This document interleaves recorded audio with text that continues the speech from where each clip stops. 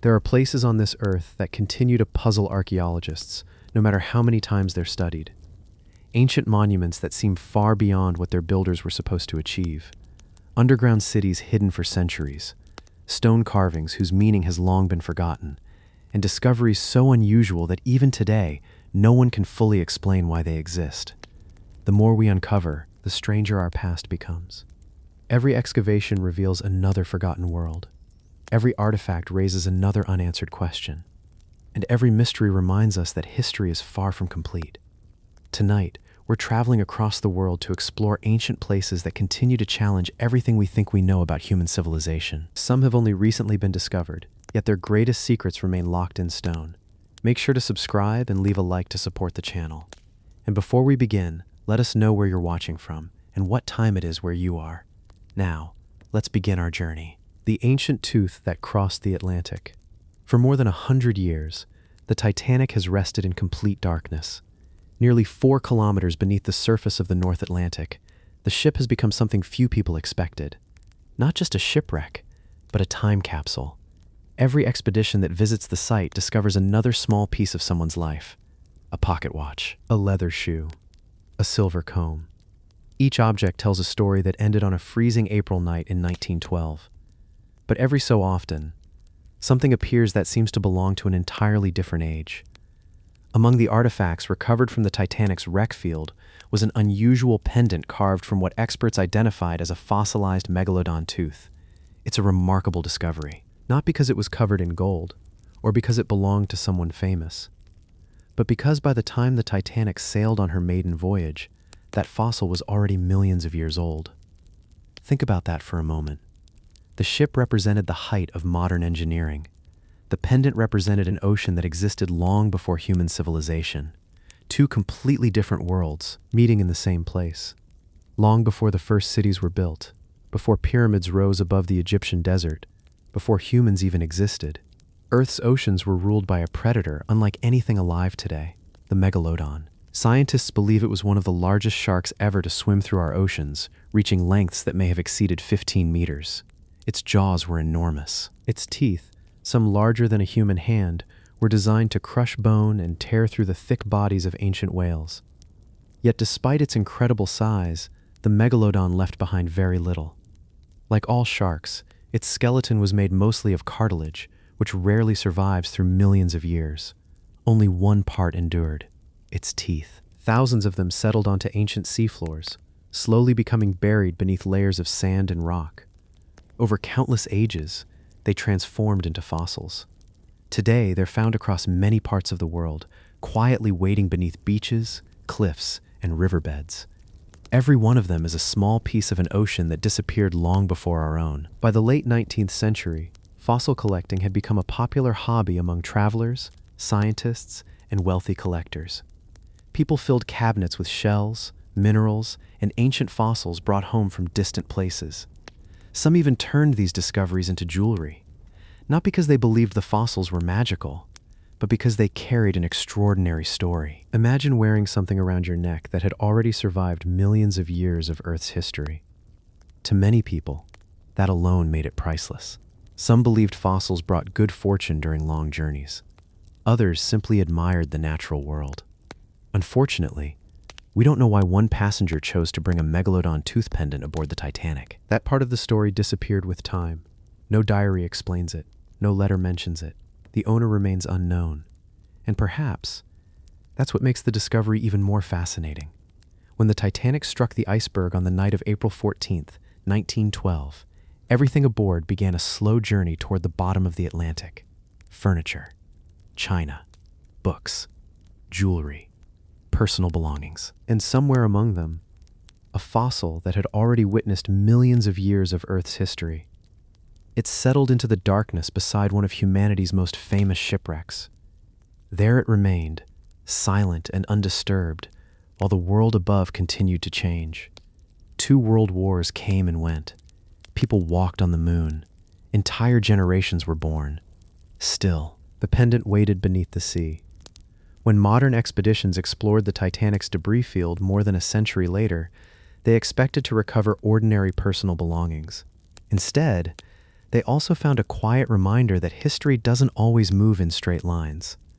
Sometimes, one small object can connect two moments separated by millions of years: a prehistoric ocean and a 20th century tragedy. Perhaps that's why this pendant continues to capture people's imagination. Not because it changes the story of the Titanic, and not because it proves some forgotten legend, but because it reminds us that every object carries a history of its own. Some histories last a lifetime. Others begin millions of years before the people who eventually hold them. And somewhere beneath the cold waters of the North Atlantic, the story of the Titanic became connected to the story of one of the greatest predators our planet has ever known. As strange as that sounds, sometimes history creates connections no one could ever have imagined. The secret religion of ancient Rome. Long after the streets of ancient Rome fell silent, another world remained hidden beneath them. Not grand temples filled with crowds, not towering monuments dedicated to emperors, but small underground chambers, lit only by flickering oil lamps, places where whispers carried more weight than prayers spoken aloud. If you had lived in Rome nearly 2,000 years ago, you could have walked past one of these hidden entrances every single day without ever knowing it was there. Behind an ordinary doorway, or beneath the floor of a public building, members of one of history's most secretive religions gathered in complete privacy. They called these sacred places Mithraea, and almost everything that happened inside them was kept hidden from the outside world. Even today, much of their story remains a mystery. Unlike the great temples dedicated to Jupiter or Mars, Mithraea were never designed to impress the public. Most were surprisingly small. Many were built underground or inside natural caves, creating the feeling of stepping into another world. Visitors entered through narrow passages before arriving in a long rectangular chamber. Stone benches lined both sides of the room. At the far end stood a single image repeated in nearly every Mithraeum ever discovered. A young man wearing a distinctive Phrygian cap, kneeling over a powerful bull. With one hand, he held the animal still. With the other, he drove a dagger into its neck. Around them stood strange companions: a dog, a serpent, a scorpion, sometimes a raven.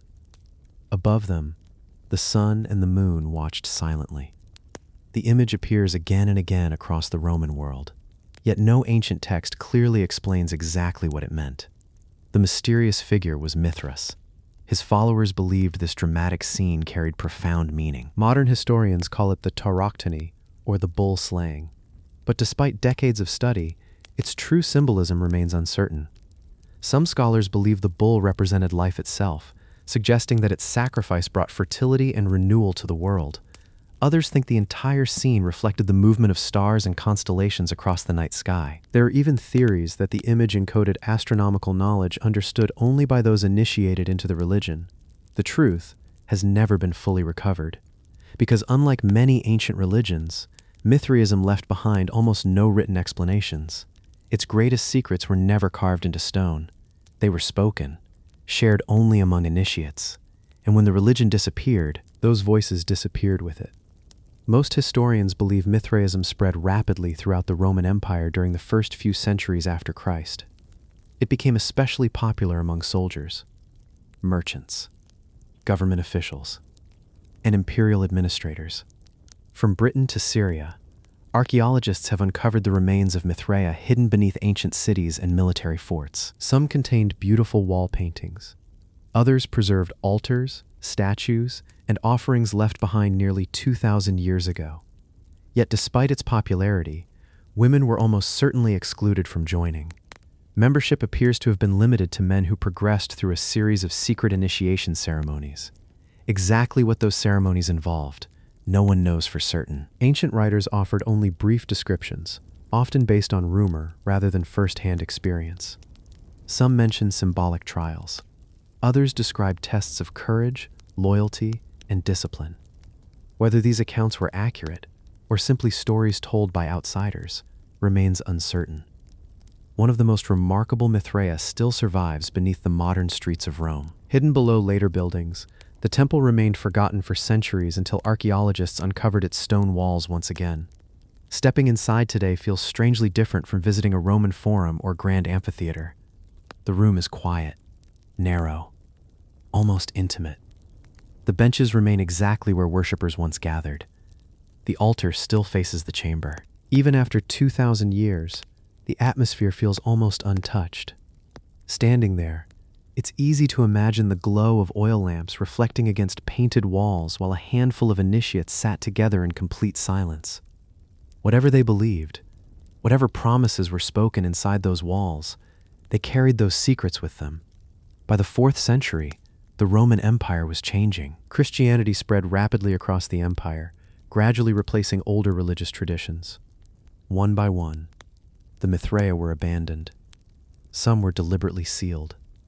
Others collapsed beneath new buildings. The ceremonies ended. The initiates disappeared. And with them, much of Mithraism itself. Today, archaeologists continue uncovering new Mithraea beneath modern cities, each discovery adding another small piece to a puzzle that has never been completely solved. Perhaps that's why the religion continues to fascinate historians. Not because we know so much about it, but because we know so little. The underground temples still exist. The stone altars still stand. The image of Mithras and the bull still watches from ancient walls. But the voices that once explained their meaning have been silent for nearly 2,000 years. And sometimes, history's greatest mysteries are not the things that vanished. They're the things that survived, without ever revealing their secret. The sealed black sarcophagus. There are some discoveries that become famous before anyone even knows what's inside. In the summer of 2018, construction workers in the Egyptian city of Alexandria uncovered something enormous beneath the ground. It wasn't another broken statue. It wasn't a forgotten temple. It was a massive black granite sarcophagus, unlike any archaeologists had seen in years. Nearly 9 feet long, weighing more than 30 tons, and completely sealed. There were no signs that anyone had opened it since it was buried over 2,000 years ago.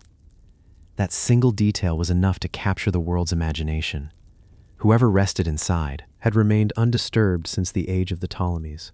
For the first time in centuries, people began asking the same question. Who was buried inside the black sarcophagus? The discovery was made in the Sidi Gabor district of Alexandria, a city founded by Alexander the Great more than 2,000 years earlier. Over countless generations, new buildings had risen above older ones, slowly burying parts of the ancient city beneath modern streets. When workers began preparing land for construction, they weren't searching for history. History simply appeared beneath their feet. As archaeologists cleared away the surrounding soil, the enormous coffin emerged little by little. Its polished black granite surface showed no elaborate carvings, no royal inscriptions, no obvious clues revealing the identity of its owner. Only silence and an unbroken seal. That seal immediately became the center of attention. Most ancient Egyptian tombs had been robbed long before modern archaeologists ever reached them. Gold was stolen. Jewelry disappeared. Even the mummies themselves were often disturbed. But this sarcophagus appeared untouched. For more than 20 centuries, no one had opened it. As news spread across the world, speculation quickly followed. Some believed it might contain a forgotten king. Others wondered whether it held the remains of a famous military commander from the time of Alexander the Great. The internet filled with even stranger theories. Ancient curses, lost treasures, forbidden secrets. Thousands of people even signed online petitions jokingly asking archaeologists to leave the coffin sealed forever. Not because they truly feared a curse, but because history has taught us that sealed tombs have a way of capturing our imagination. The longer they remain unopened, the more mysterious they become. Finally, after days of careful preparation, archaeologists lifted the massive stone lid. The world waited. For a brief moment, it felt as though history itself was about to speak. Instead, an overwhelming smell escaped from the coffin. Over centuries, groundwater had seeped inside, mixing with organic remains and creating a thick layer of reddish-brown liquid. It wasn't treasure. It wasn't a hidden chamber. It was stagnant water that had remained trapped for generations. Inside the sarcophagus lay 3 human skeletons, 2 men and 1 woman. None appeared to be royalty. No gold surrounded them. No elaborate funerary objects filled the coffin. One skull even showed signs of an old injury, suggesting at least one individual may have lived a difficult life long before burial. The greatest mystery had finally been answered. Yet strangely, the discovery raised even more questions. Why were 3 people buried together inside such an enormous granite sarcophagus? Who paid for a coffin of this size and quality? Were they members of the same family? Military officers?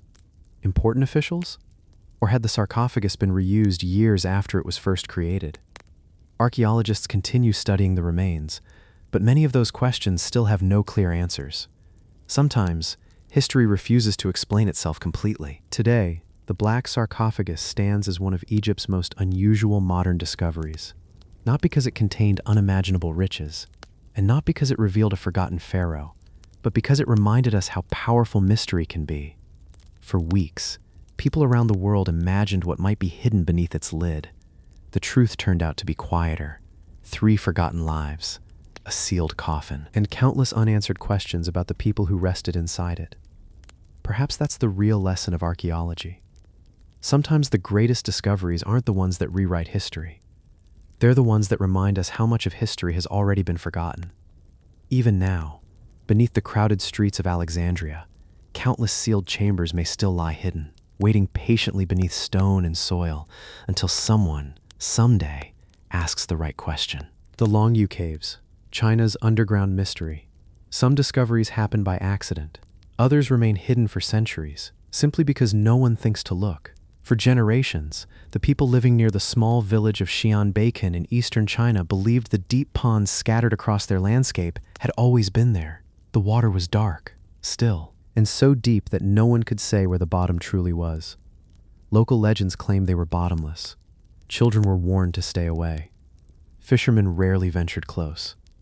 Eventually, the ponds simply became part of everyday life.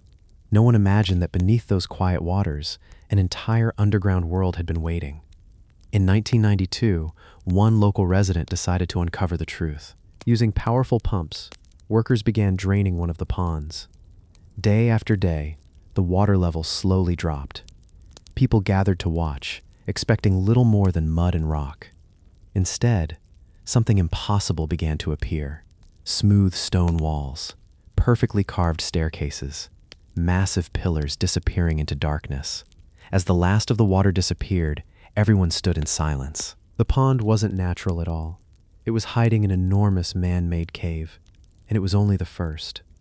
Over the following months, archaeologists discovered more hidden chambers nearby, then another, and another.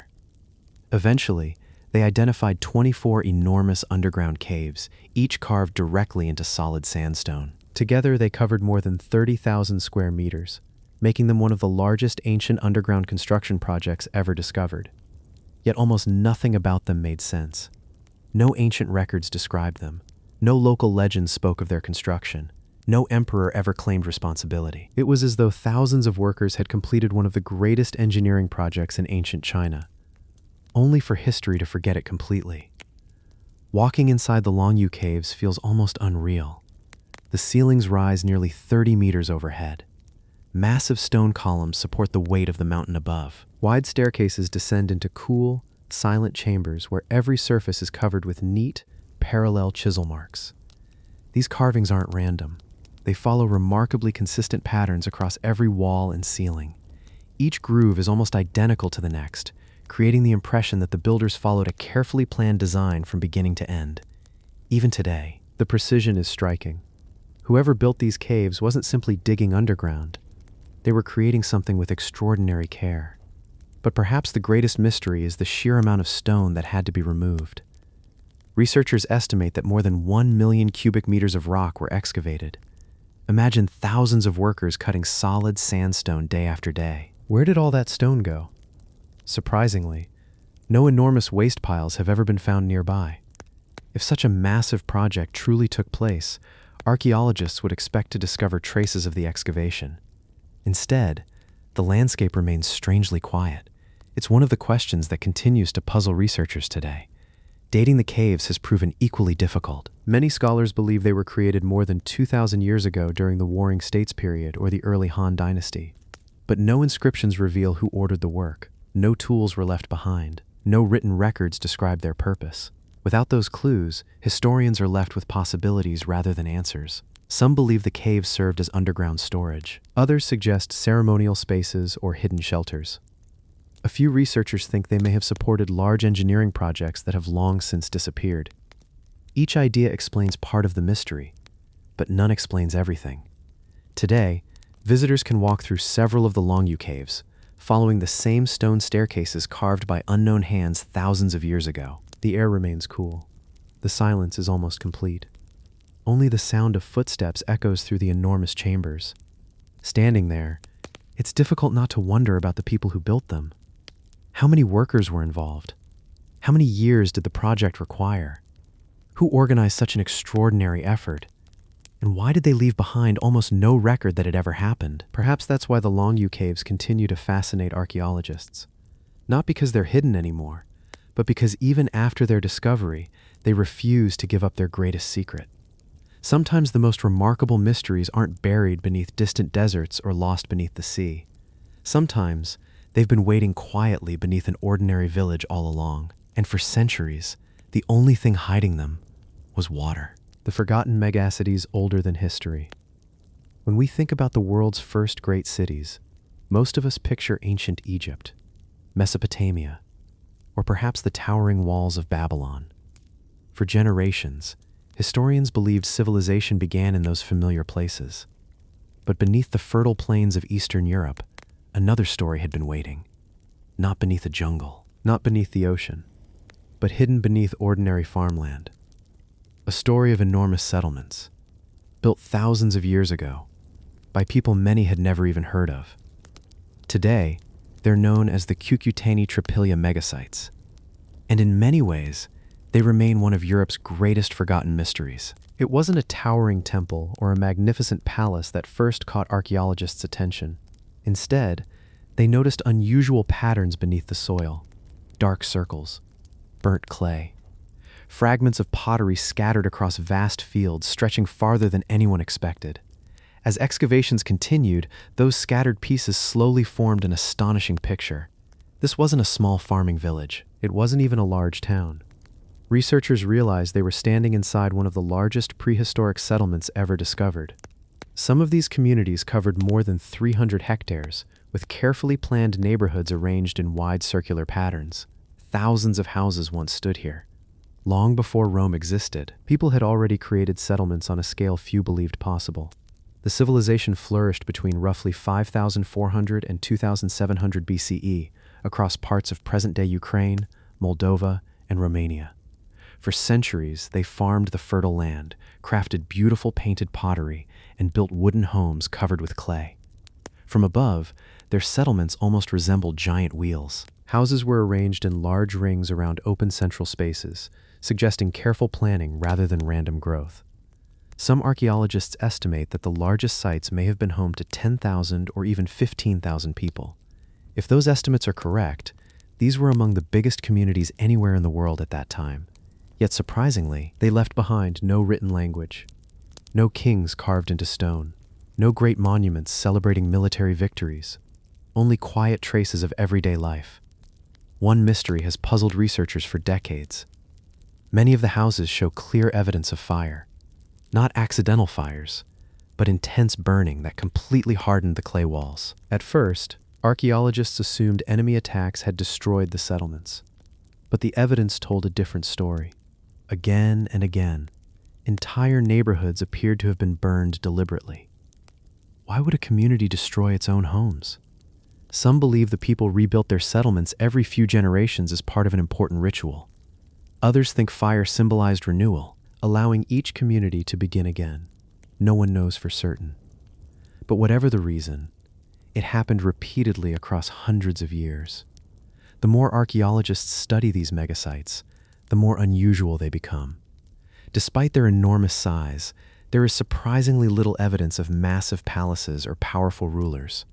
Most homes appear remarkably similar. That has led some researchers to wonder whether these communities were organized very differently from the kingdoms that later dominated history. Perhaps authority was shared. Perhaps important decisions were made collectively. Or perhaps the signs of leadership simply haven't survived the passage of time. For now, the answers remain buried beneath the fields. Today, much of these ancient settlements still lies hidden underground. Modern technology, including aerial photography and magnetic surveys, continues revealing new streets, houses, and neighborhoods without disturbing the soil.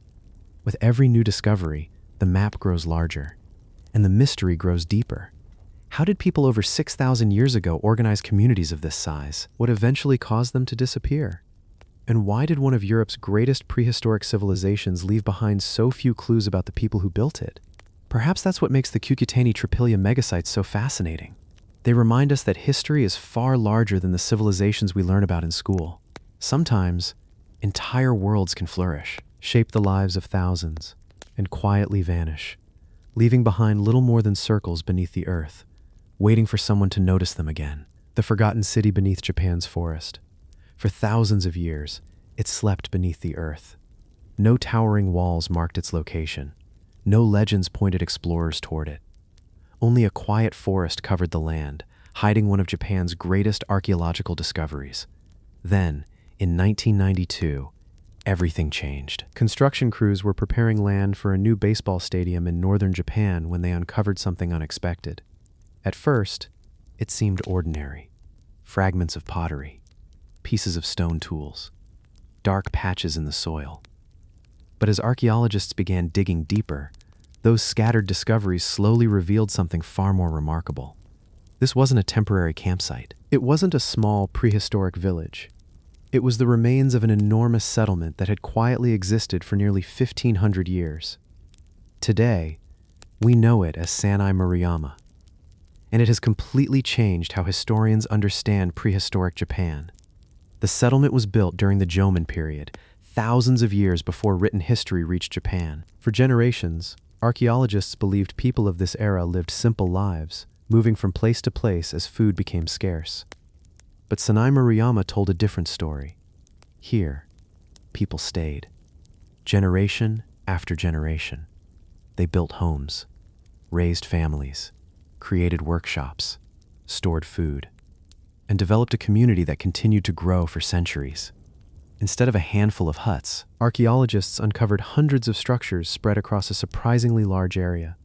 Some were small pit houses dug partly into the ground, helping protect families from cold winters.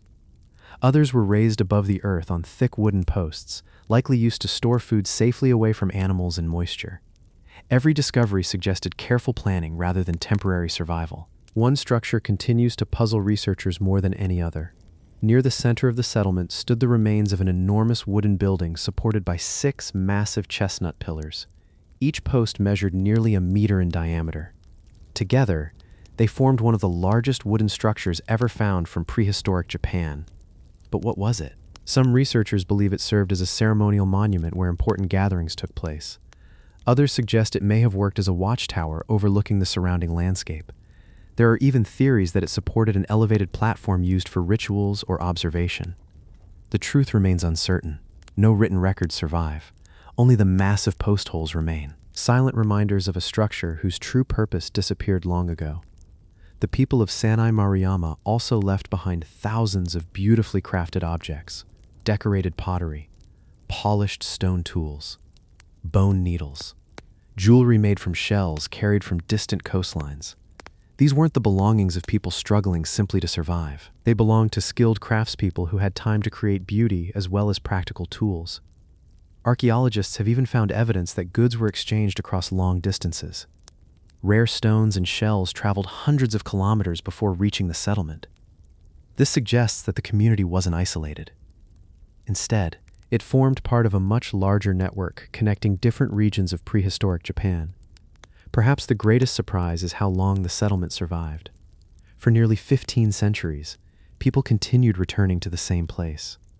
Children grew into adults. Families came and went. Homes were rebuilt. New generations carried on traditions established hundreds of years earlier. Yet eventually, the settlement was abandoned. No evidence points to a great battle. No signs of widespread destruction have been found. Instead, the people simply left. Why they departed remains one of the site's greatest mysteries. Some researchers believe climate change has affected nearby forests and food supplies. Others think changing trade routes encouraged communities to settle elsewhere. Perhaps several factors combined over many generations. Whatever happened, the forest slowly reclaimed everything they had built. Today, Visitors walking through the reconstructed settlement can glimpse what life may have looked like thousands of years ago. Wooden houses stand once again. Towering pillars rise toward the sky. Quiet pathways wind between ancient homes. Yet beneath every reconstructed building lies a reminder of how much is still unknown. Who made the decisions that shaped this remarkable community? What ceremonies took place beneath those towering wooden posts?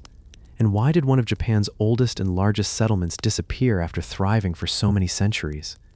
Perhaps that's what makes Sanai Maruyama so remarkable. It reminds us that some of humanity's greatest achievements were built long before written history began. Not with stone pyramids or mighty empires, but with wood, earth, and generations of quiet determination. Sometimes, the most extraordinary civilizations aren't the ones history remembers. They're the ones patiently waiting beneath the forest until someone finally uncovers their story. The legends hidden inside Taos Cave. Deep within the cloud forests of southeastern Ecuador, there is a cave system where daylight disappears almost immediately. The entrance is steep. The air is cool and heavy with moisture. Water echoes through the darkness, while towering walls disappear into shadows that seem almost endless.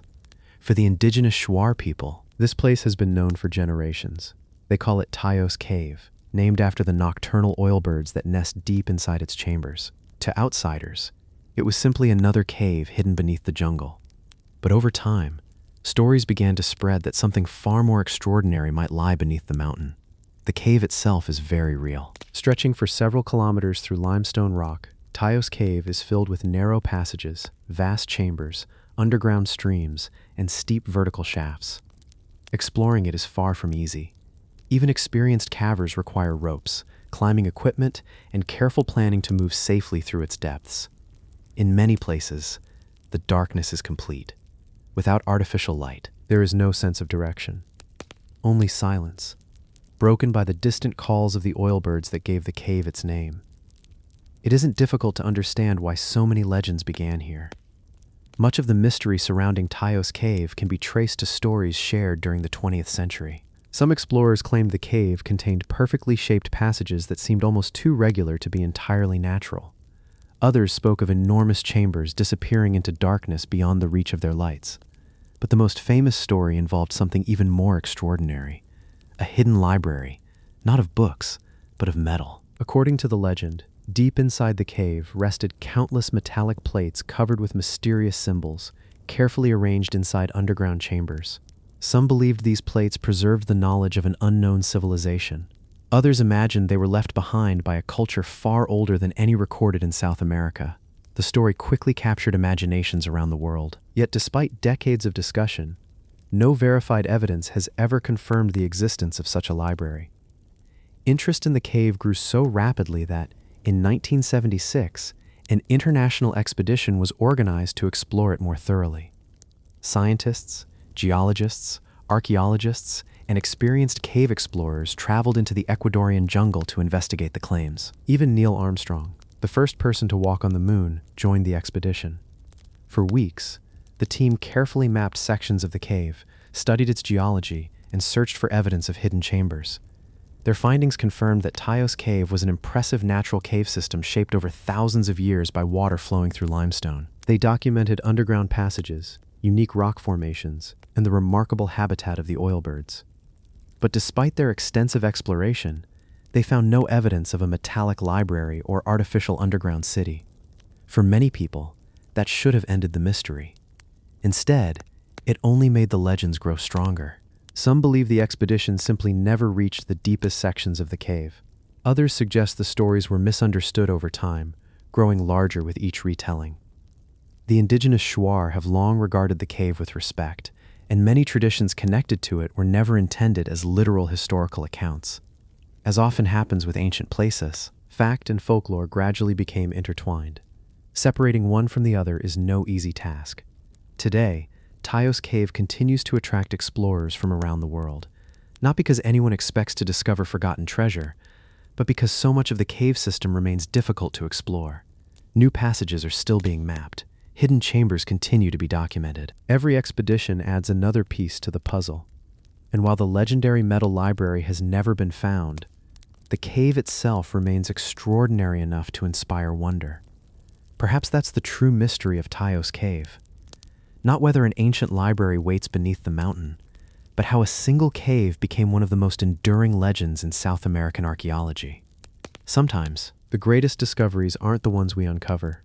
They're the stories that survive, echoing through the darkness, long after the explorers have returned to the surface. The bronze statue that survived an empire. Some ancient discoveries are buried beneath deserts. Others lie hidden beneath forests. But one of Iraq's most remarkable treasures was found almost by chance, lying beneath the soil for more than 4,000 years. When archaeologists uncovered the remains of an unusual bronze statue near the ancient village of Besetki in northern Iraq, they weren't simply recovering a forgotten work of art. They were opening a small window into one of humanity's very first empires. An empire that rose to incredible power before almost disappearing from history. The discovery became known as the Besetki statue. Although time had not been kind to it, the statue immediately stood out. The head was missing. The arms were gone. Much of the original figure had been damaged long ago, yet the lower half remained remarkably well preserved. Even after thousands of years beneath the earth, the craftsmanship was unmistakable. The figure had been cast in bronze using techniques that were astonishingly advanced for its time. For archaeologists, that alone made it an extraordinary discovery. The statue dates back to the Akkadian Empire, nearly 4,300 years ago. This was the age of Sargon of Akkad, one of history's earliest empire builders. Long before the Roman Empire, long before Alexander the Great, Sargon's armies united cities across Mesopotamia under a single ruler. His empire stretched across much of what is now Iraq and beyond. Although the Akkadian Empire lasted only a few generations, its influence shaped the civilizations that followed for centuries. Yet surprisingly, very few large bronze statues from this period have survived. Most were melted down long ago and reused as valuable metal. That makes the Besetki statue incredibly rare. It escaped destruction, simply because it remained hidden beneath the ground. Perhaps the most fascinating part of the discovery wasn't the statue itself, but what stood beneath it. The bronze figure had once been mounted on a carefully carved stone base. Etched across that base was a long inscription written in the Akkadian language. For years, scholars carefully studied every line. The inscription tells of Naram Sin, the grandson of Sargon and one of the empire's most powerful kings. It celebrates his victories and describes how he expanded the empire across distant lands. Without that inscription, the statue would still be impressive. But with it, the object became something even greater. It became a voice from an empire that vanished thousands of years ago. Even today, many questions remain unanswered. No one knows exactly where the statue originally stood. Was it placed inside a grand temple? Did it welcome visitors to a royal palace? Or did it stand in a public square where ordinary people gathered each day? Its original location has been lost to time. Only the statue survived. And even then, not completely. Its missing head continues to puzzle archaeologists. Was it broken during an invasion? Destroyed intentionally after the empire collapsed? Or simply damaged by centuries beneath the earth? The evidence offers no clear answer. The region where the statue was discovered continues to reveal remarkable traces of ancient Mesopotamia. Excavations near Besetki have uncovered roads, buildings, and the remains of an important Bronze Age settlement that once connected distant cities through trade and communication. Each new discovery helps historians better understand a civilization that flourished more than 4 millennia ago. Yet every answer seems to create another question. How many similar statues once stood across the Akkadian Empire? How many inscriptions remain buried beneath the soil? And how many stories have simply been lost forever? Today, the Besetki statue stands as far more than an ancient work of art. It is a survivor, a rare witness to one of humanity's earliest great empires. Its damaged form reminds us that history is rarely preserved perfectly. Pieces disappear, names are forgotten, entire kingdoms fade into legend. Yet sometimes, one broken statue, one carefully carved inscription, is enough to reconnect us with a world that vanished thousands of years ago. And somewhere beneath the landscapes of ancient Mesopotamia, countless discoveries may still be waiting, silent beneath the earth, just as the Besetki statue once was, until history is ready to uncover them once again. The ancient message written on stone. Most ancient mysteries aren't hidden inside golden tombs or buried beneath enormous pyramids. Sometimes, They fit in the palm of your hand. In 2008, archaeologists working at an ancient hilltop settlement in central Israel uncovered what looked like an ordinary piece of broken pottery. At first glance, it didn't seem especially important. Fragments like this are found at archaeological sites almost every day. Most are carefully catalogued, studied, and quietly stored away. But this fragment was different. Faint lines covered its surface, not decorations, not cracks, writing. Someone had picked up this simple piece of pottery more than 3,000 years ago and used it to record a message. Today, it is known as the Khirbet Qeiyafa Ostracon, and despite its small size, it has become one of the most debated discoveries from the ancient kingdom of Judah. The settlement of Khirbet Qeiyafa sits on a hill overlooking the valley of Elah, a landscape that has witnessed countless generations of history. Long before modern towns appeared, this was an important frontier between neighboring kingdoms. Excavations uncovered massive stone walls, carefully planned buildings, and strong defensive gates. Everything suggested that this was no ordinary village. It had been built with purpose, and somewhere within its walls, someone left behind a message. The ostracon itself is only a broken pottery shard, yet across its surface are 5 faded lines written in dark ink. Even after centuries beneath the soil, the writing can still be seen. But reading it is another matter entirely. Unlike many ancient inscriptions, the text is incomplete. Time has worn away parts of the surface. Some letters remain perfectly clear. Others have almost disappeared. As a result, scholars continue debating exactly what language was written on the fragment. Some believe it represents one of the earliest examples of ancient Hebrew. Others suggest it belongs to a closely related Canaanite language spoken during the same period.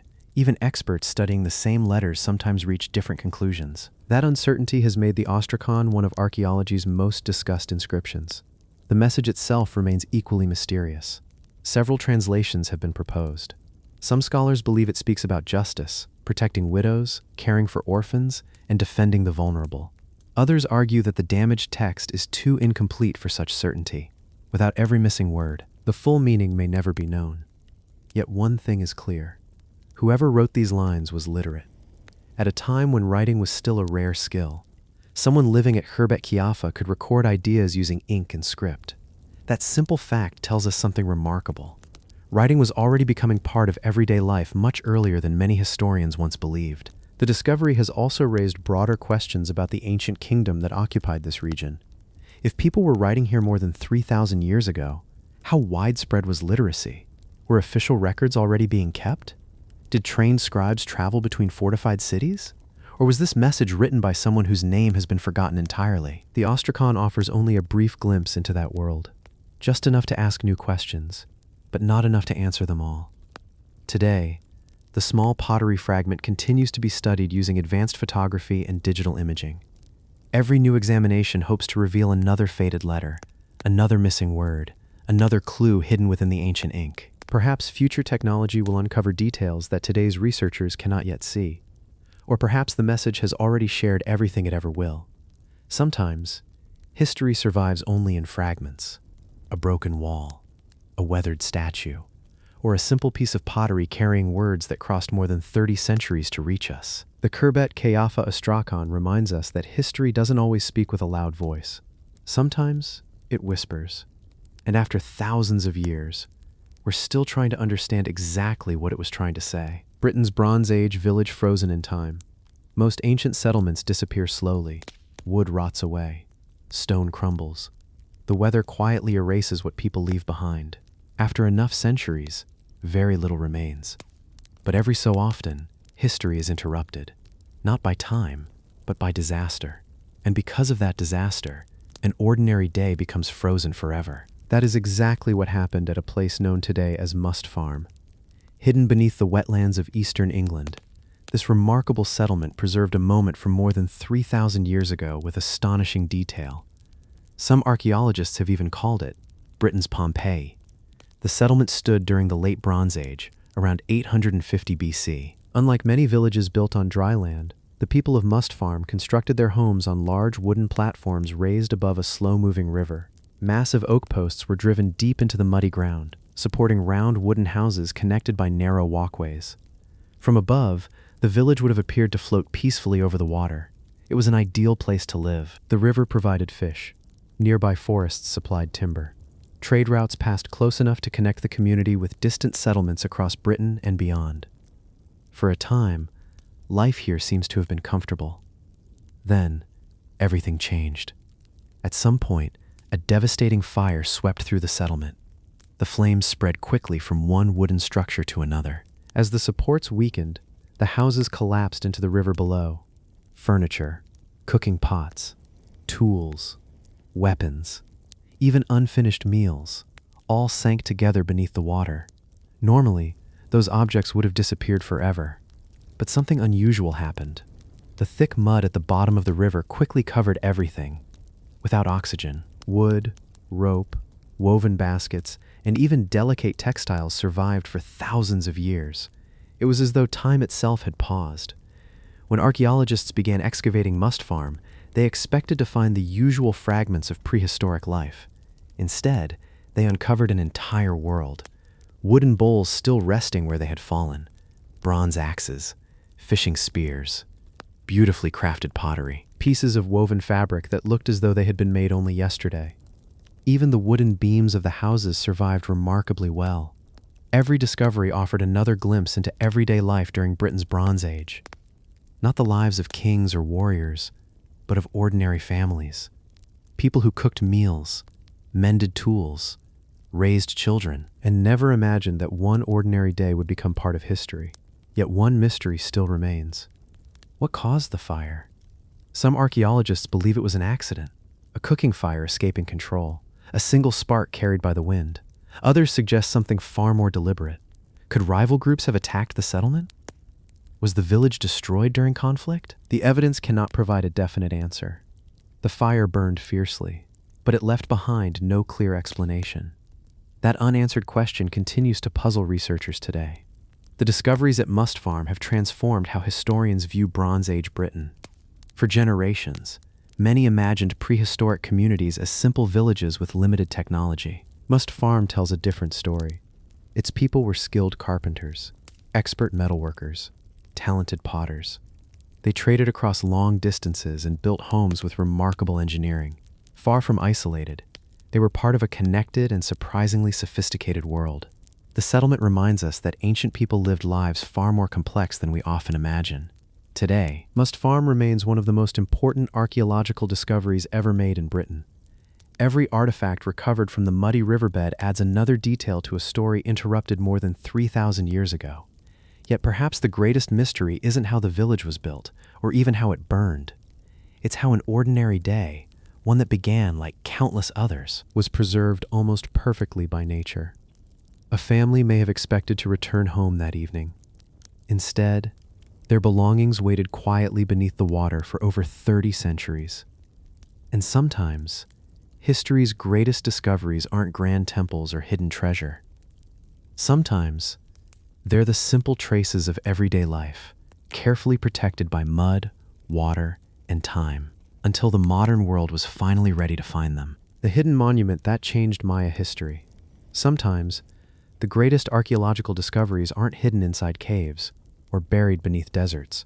Sometimes, they're simply too large to recognize. For generations, people walked across the flat countryside of Tabasco in southern Mexico without realizing they were standing on one of the largest ancient monuments ever built by the Maya. There were no towering pyramids rising above the trees, no massive stone temples, only fields, low hills, and dense vegetation stretching toward the horizon. Nothing about the landscape suggested that thousands of years earlier, it had been transformed by human hands. Everything changed when archaeologists began studying the region using a technology known as LIDAR. Instead of cutting through the thick forest, laser pulses were sent from aircraft flying overhead. Those pulses revealed the shape of the land hidden beneath the trees. As the digital images appeared on researchers' screens, an astonishing pattern slowly emerged. Straight edges, raised platforms, long ceremonial pathways. This wasn't a natural landscape at all. It was an enormous man-made complex that had remained hidden in plain sight for centuries. The site became known as Aguada Phoenix, and almost immediately, it challenged long-held ideas about the beginnings of Maya civilization. At first glance, the structure doesn't seem especially dramatic. Unlike famous Maya cities filled with towering pyramids, Aguada Phoenix is remarkably low. Its main platform rises only about 15 meters above the surrounding land, but what it lacks in height, it makes up for in size. The enormous platform stretches for nearly 1.5 kilometers from end to end. It is so vast that standing on top of it, it's difficult to recognize you're standing on a single ancient structure at all. Researchers estimate that millions of cubic meters of earth were carefully moved to create this platform. An extraordinary achievement, especially considering it was built more than 3,000 years ago. Radiocarbon dating suggests that Aguada Phoenix was constructed between 1000 and 800 BC, making it one of the earliest monumental Maya sites ever discovered. That finding surprised archaeologists. For many years, they believed projects of this scale required powerful kings ruling over large populations. Yet Aguada Phoenix tells a different story. Very little evidence of royal palaces has been found. No enormous statues celebrating rulers dominate the site. Instead, many researchers believe the platform may have been built through the shared efforts of entire communities working together. If that's true, it offers a fascinating glimpse into a society that achieved something remarkable long before powerful Maya kingdoms emerged.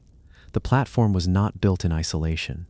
Archaeologists identified broad ceremonial causeways leading toward the main complex, suggesting that large gatherings once took place here. People may have traveled from surrounding communities to participate in seasonal ceremonies, celebrations, or important public events. Imagine thousands of people slowly crossing those ancient pathways, meeting beneath the open sky on a platform unlike anything else in the region. No written records survive to describe what happened there. The ceremonies, the conversations, the beliefs have all disappeared with time. Only the landscape remains. Even today, Aguada Phoenix continues to raise difficult questions. How did ancient builders organize a construction project of such enormous scale without the powerful kings seen in later Maya history? How many people worked together to shape this massive platform? And why was such an extraordinary place eventually abandoned? Archaeologists continue searching for answers, but much of its story remains hidden beneath layers of soil and forest. Every new excavation reveals another small piece of the puzzle, yet the complete picture still remains just beyond reach. Perhaps that's what makes Aguada Phoenix so remarkable. For centuries, it wasn't hidden beneath the sea. It wasn't sealed inside a forgotten tomb. It simply blended into the landscape so completely that almost no one realized it was there. Sometimes, history doesn't disappear because it's too small to notice. Sometimes, it disappears because it's far too large to imagine. And beneath the forests of southern Mexico, one of the Maya world's greatest achievements waited quietly for thousands of years, until technology finally allowed us to see what had been there all along. The mysterious columns beneath Mitla. There are places where history seems to whisper, rather than speak. The ancient city of Mitla, in the mountains of Oaxaca, is one of them. Unlike many archaeological sites across Mexico, Mitla isn't remembered for towering pyramids or massive temples reaching toward the sky. Instead, its greatest mysteries lie much closer to the ground. Hidden among beautifully carved stone buildings, stand a series of enormous columns that have puzzled visitors for centuries. No inscriptions explain why they were built. No ancient guide tells us what once happened beneath them. Yet generation after generation, people have believed these silent stones guarded the entrance to another world. Long before Spanish explorers arrived in Mexico, Mitla was already considered a sacred place. Its ancient name is often translated as the place of the dead. For the Zapotec people, and later the Mixtecs, this was more than an ordinary city. It was believed to be a place where the living could connect with those who had passed on. Priests performed ceremonies here. Important leaders were buried nearby. And according to early accounts, hidden chambers beneath the temples played an important role in those sacred traditions. Exactly what those chambers looked like, or how they were used, remains uncertain. One of the site's most remarkable structures is known today as the Hall of Columns. Walking inside, visitors are immediately drawn to 6 enormous stone columns supporting the roof above. Each one was carved from a single piece of volcanic rock. Considering their size and weight, their construction still inspires admiration today. Without modern machinery, ancient builders somehow quarried these massive stones, transported them across difficult terrain, and raised them into position with remarkable precision. Even after centuries of earthquakes, many still stand, quiet, unmoving, almost exactly where they were first placed. But it isn't only the columns that have captured people's imagination. Beneath the buildings, legends speak of underground passages leading deep into the earth. Early Spanish chroniclers recorded stories describing hidden tombs where powerful rulers and high priests were laid to rest. Some accounts even claimed these passages stretched far beneath the city, reaching chambers that ordinary people were never allowed to enter. Whether those stories were entirely accurate is difficult to know. Many entrances were sealed centuries ago. Others may have collapsed naturally over time. As a result, much of what lies beneath Mitla remains unexplored. The walls surrounding the Hall of Columns are equally extraordinary. Instead of painted murals or carved statues, they are decorated with thousands of carefully cut stone pieces arranged into intricate geometric mosaics. No mortar holds the stones together. Each block was shaped so precisely that it fits tightly against the next. The repeating patterns seem almost endless. Even today, archaeologists continue debating what these designs were meant to represent. Some believe they carried symbolic meaning connected to the afterlife. Others see them as expressions of mathematics, order, or cosmic balance. Whatever their original purpose, their precision remains one of Mitla's defining features. Despite decades of archaeological study, many questions remain unanswered. Why was Mitla considered the city of the dead? What ceremonies took place inside the Hall of Columns? How extensive were the underground chambers described in early historical accounts? And perhaps most intriguing of all, what still remains hidden beneath the ancient foundations? Modern archaeologists continue studying the site with great care, but much of its underground world has yet to reveal its secrets. Some mysteries are solved through excavation. Others survive simply because time has hidden too much. Today, visitors walk quietly among the same stone columns that have stood for hundreds of years. Sunlight falls across the intricate mosaic walls. A gentle breeze moves through the open courtyards. At first, everything feels peaceful, yet beneath those ancient stones, the legends remain. Perhaps there really were sacred chambers below. Perhaps forgotten rulers still rest somewhere beneath the earth. Or perhaps the greatest mystery is not what lies underground, but why this remarkable place continues to inspire wonder after so many centuries. Sometimes, history leaves behind more than monuments.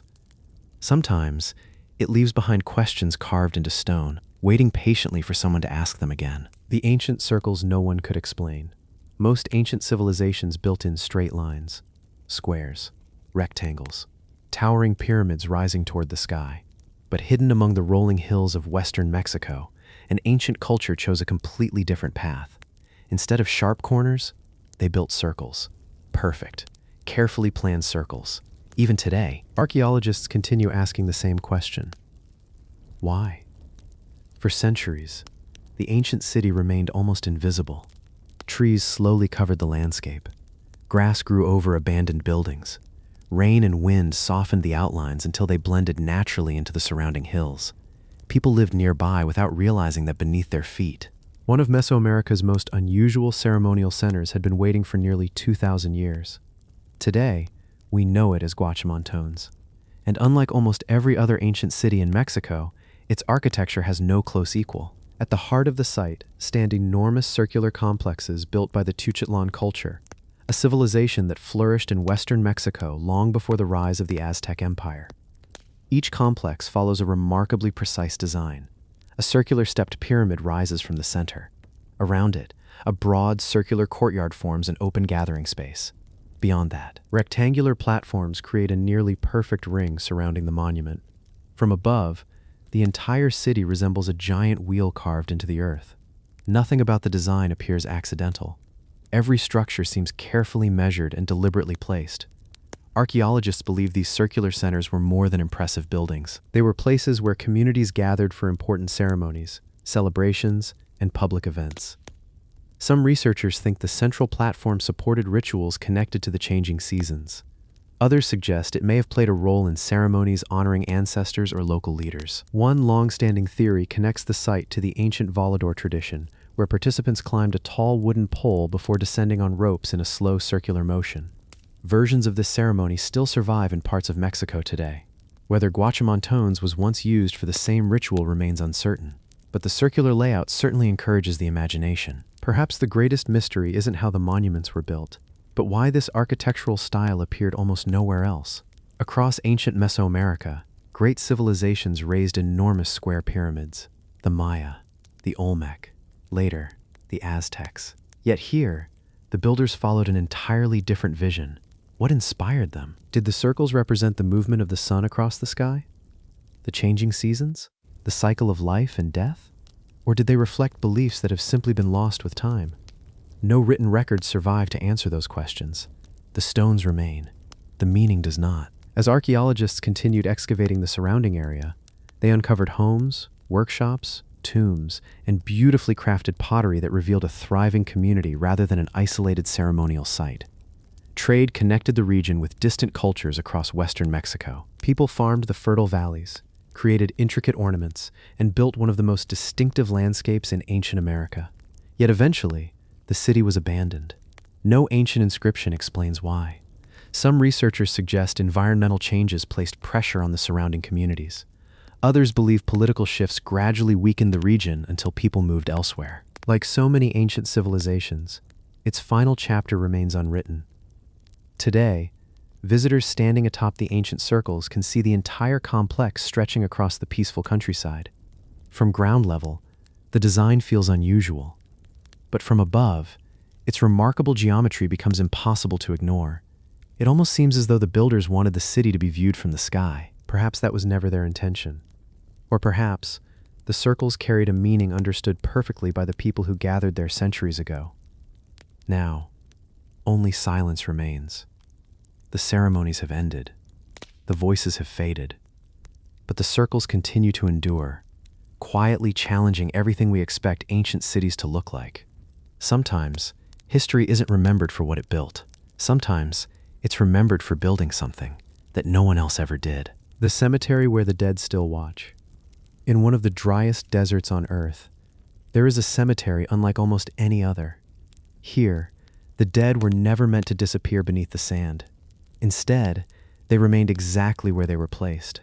Some still sit with their backs against ancient tomb walls. Their hair remains untouched.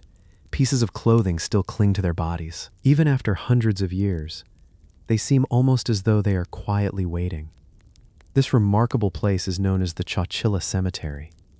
Hidden within Peru's Nazca Desert, it offers one of the most extraordinary windows into the ancient world. The cemetery dates back more than 1,000 years and was used by the Nazca people, a civilization already famous for creating the enormous Nazca lines etched across the desert floor.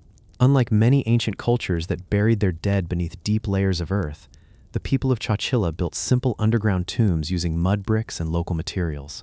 Inside these chambers, their loved ones were carefully placed in seated positions. Many were wrapped in woven textiles before the tombs were sealed. The dry desert climate did the rest. With almost no rainfall and very little moisture in the air, nature preserved the bodies with remarkable detail. Hair, skin, clothing, even woven ropes remained intact through the centuries. Walking through the cemetery today is unlike visiting almost any other archaeological site. The silence feels almost complete. Small burial chambers rise from the desert floor, each one opening into a world untouched for generations. Some mummies still sit exactly where they were placed by their families centuries ago. Their long, dark hair rests across their shoulders. Fragments of cotton cloth remain wrapped around them. At first glance, it's difficult to believe so much has survived. Time seems to move differently here. The desert has protected what would have vanished almost anywhere else, but the cemetery has not escaped hardship. For many years, grave robbers searched the tombs, hoping to find valuable pottery, jewelry, and textiles that could be sold on the illegal antiquities market. Many burial chambers were disturbed. Artifacts disappeared. Some mummies were even removed from their resting places. Fortunately, later archaeological work helped preserve what remained. Today, the cemetery is protected, allowing researchers to study one of the best preserved burial sites in South America. Even so, the scars left by looting can still be seen among the ancient tombs. The people buried here continue to raise fascinating questions. What beliefs guided these careful burials? Why were the dead placed in seated positions instead of lying flat? Some archaeologists believe the posture symbolized readiness for the journey into the afterlife. Others suggest it reflected traditions unique to the Nazca culture. Without written records, the true meaning has been lost. Only the silent figures remain, keeping their traditions to themselves. Every discovery at Chowchilla reminds archaeologists how advanced the Nazca people truly were. These weren't random burials scattered across the desert. The cemetery was carefully planned and used for generations. Families returned to the same sacred place, honoring those who came before them. The care shown in preparing each burial suggests deep respect for ancestors and the belief that death marked the beginning of another journey rather than its end. That quiet respect can still be felt today. Standing in the desert as the evening sun begins to fade, the cemetery becomes almost timeless. The wind moves gently across the sand. Long shadows stretch between the ancient tombs. The silence grows deeper with every passing moment. It's easy to understand why this place leaves such a lasting impression on those who visit, not because it is frightening, but because it reminds us how closely the ancient world still exists beside our own. For more than 1,000 years, the people of Chowchilla have remained exactly where their families placed them, watching silently as civilizations rose, empires disappeared, and generations passed overhead. Sometimes, history isn't hidden beneath the earth. Sometimes, it has been quietly waiting in the open all along. The desert ball court that shouldn't be there. Across the high desert of northern Arizona, stone walls rise from a landscape shaped by ancient volcanoes and endless skies. At first glance, Wupatki National Monument seems quiet. The wind moves across the red earth. Small lizards dart between the rocks, and the ruins stand exactly where they have for centuries. It feels like another forgotten settlement.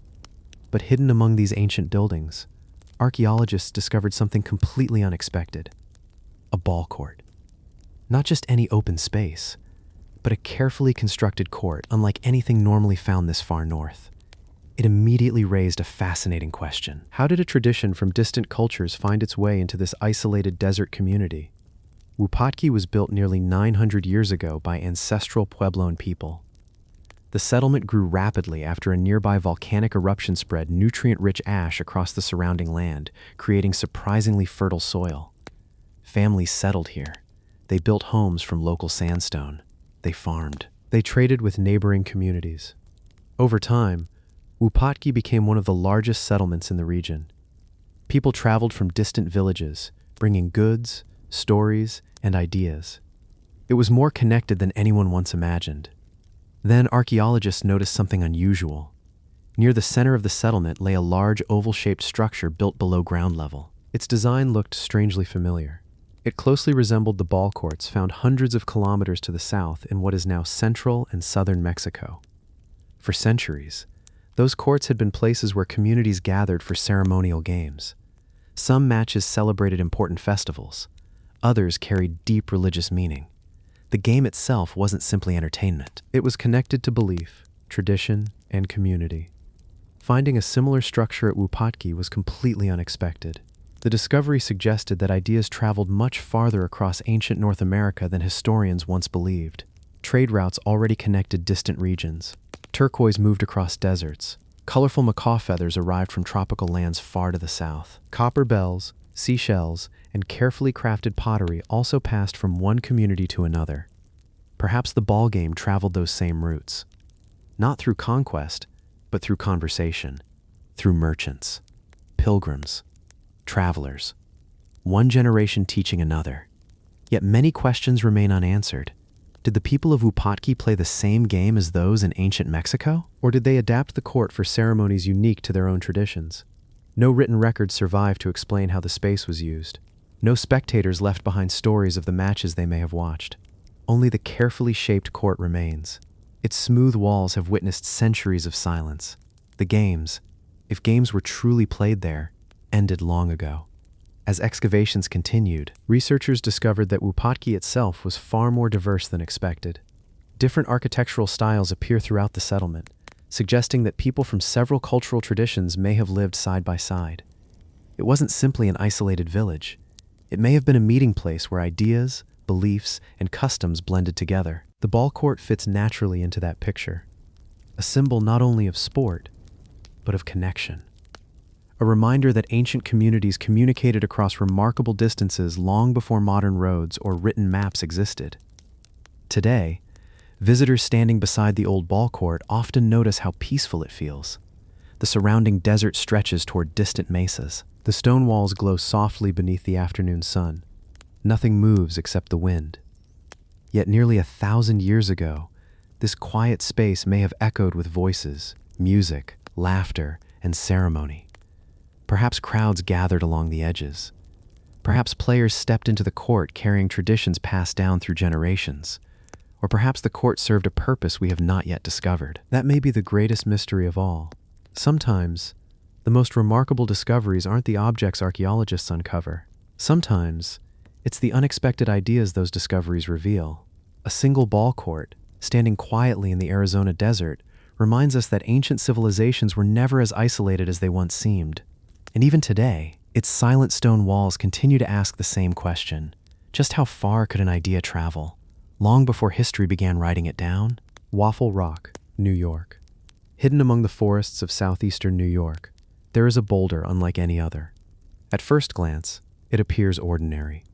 A large slab of weathered stone resting quietly among the trees. But step a little closer, and something unusual begins to appear. Across its surface, hundreds of deep grooves form a nearly perfect pattern of squares. The lines cross each other with surprising regularity, creating a design that resembles the surface of a giant waffle. For generations, people have stood before this strange rock asking the same question. Was it created by nature or by human hands?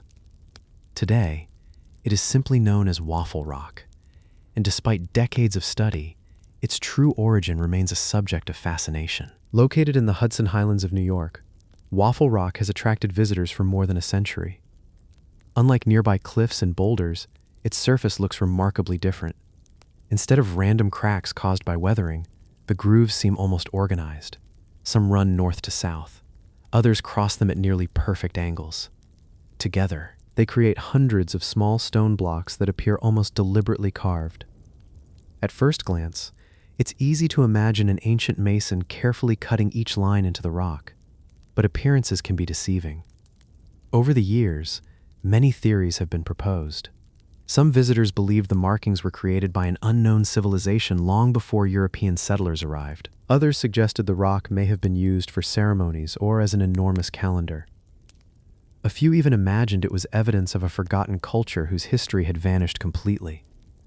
The unusual pattern certainly encourages the imagination. Standing before it, it's difficult not to wonder whether someone intentionally shaped its surface. Yet archaeologists have found no evidence that ancient tools were ever used here. No carvings, no artifacts, no signs of a settlement surrounding the stone. Only the rock itself, quietly waiting beneath the trees. Most geologists offer a different explanation. They believe the pattern formed naturally over millions of years. As molten rock cooled deep beneath the Earth's surface, it slowly developed networks of fractures. Later, water seeped into those tiny cracks. Winter ice expanded them. Rain widened them. Wind carried away loose material. Little by little, nature sculpted the remarkable grid visible today.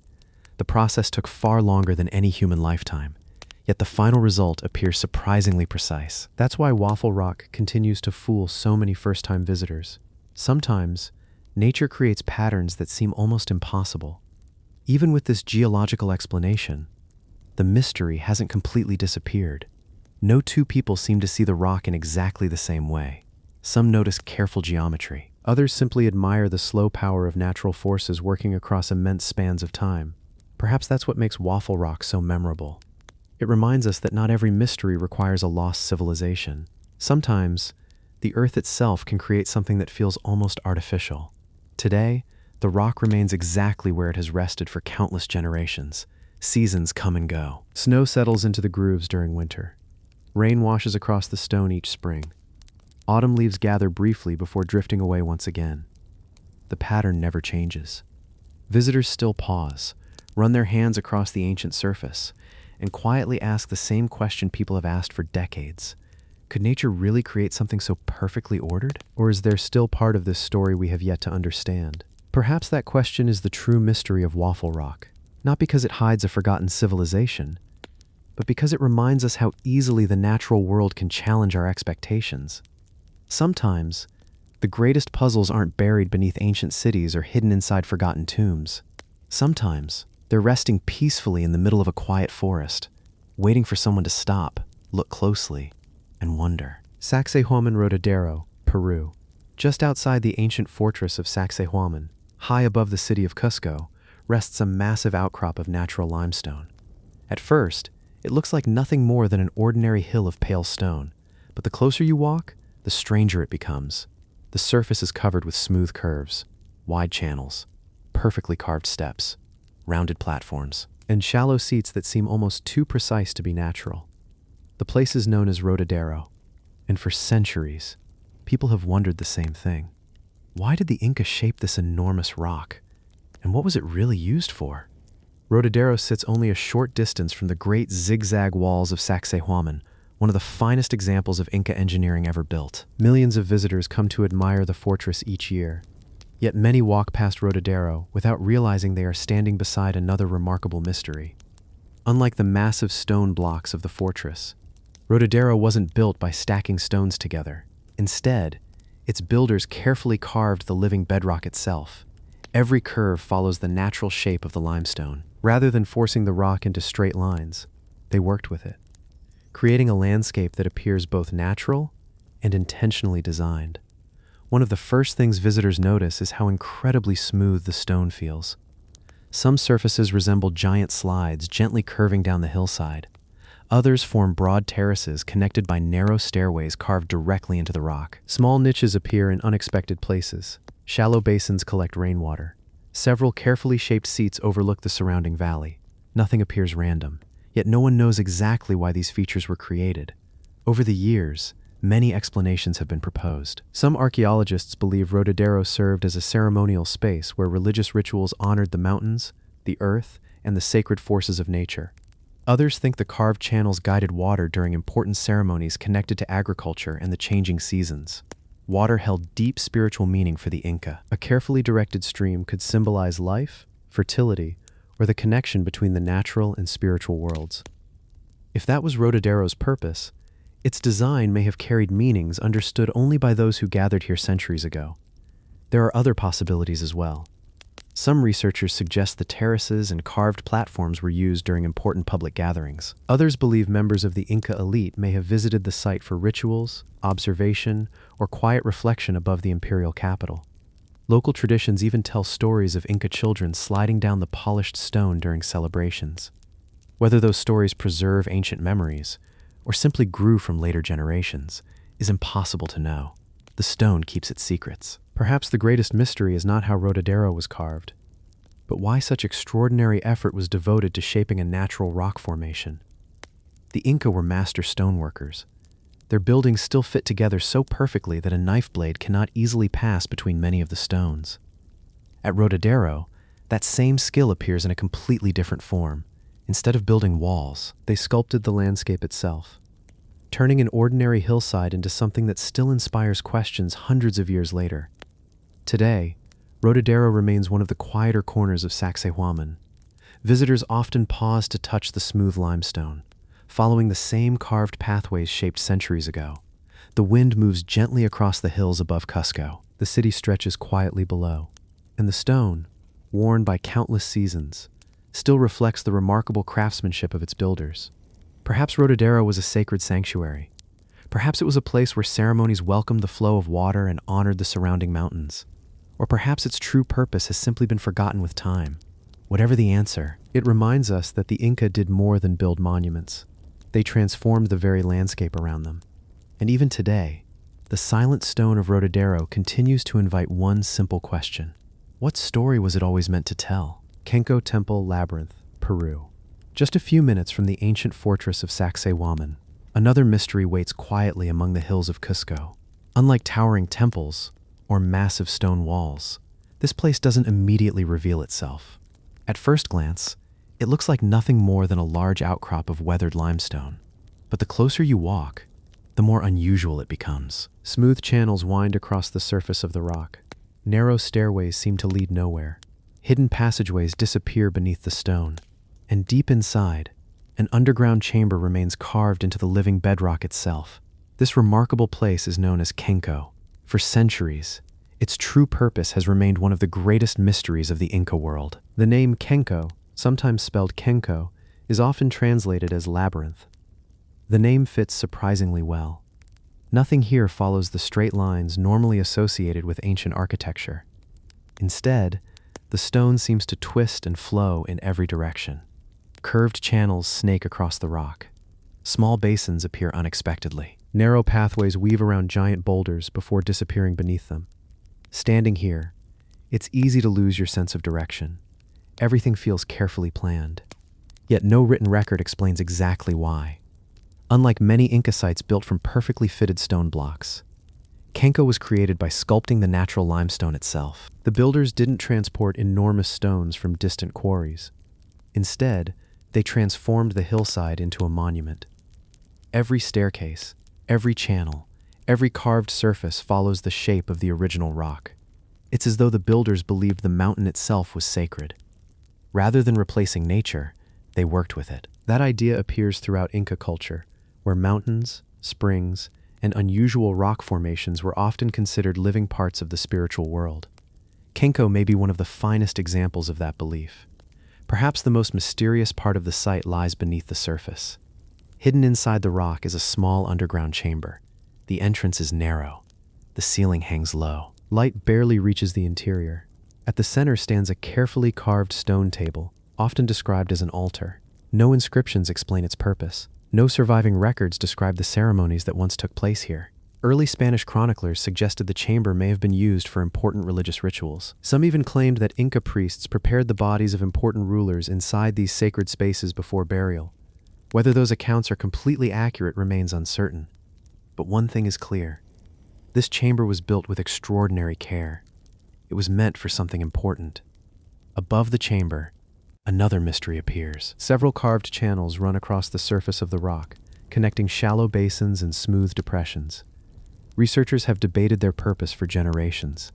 Some believe water once flowed through these channels during sacred ceremonies, symbolizing the cycle of life and the movement of the natural world. Others think liquids such as chicha, a ceremonial corn drink, may have been poured across the stone during important rituals. There are even theories suggesting the channels were connected to astronomical observations, helping priests mark significant moments in the solar calendar. Without written explanations, every possibility remains open. Kenko also occupies a carefully chosen location. From the surrounding hills, the builders could observe the mountains that formed the sacred landscape of the Inca Empire. Many archaeologists believe the entire site was intentionally aligned with important natural landmarks. The Inca viewed the surrounding peaks as apis, powerful mountain spirits that watched over the land and its people. Gathering at Kenko may have been more than a religious ceremony. It may have been a way of communicating with the landscape itself. That deep connection between architecture and nature appears throughout the Inca world. But here, it feels especially powerful. When Spanish forces entered Cusco during the 16th century, many sacred places were damaged or abandoned. Kenko was no exception. Some carved features were broken. Others disappeared beneath soil and vegetation over the centuries. Yet the heart of the sanctuary survived. The underground chamber remained hidden. The carved channels continued winding across the stone, and the ancient labyrinth quietly waited while history unfolded above it. Today, visitors walk the same narrow passages that Inca priests may have followed hundreds of years ago. The polished stone still feels cool beneath your hand.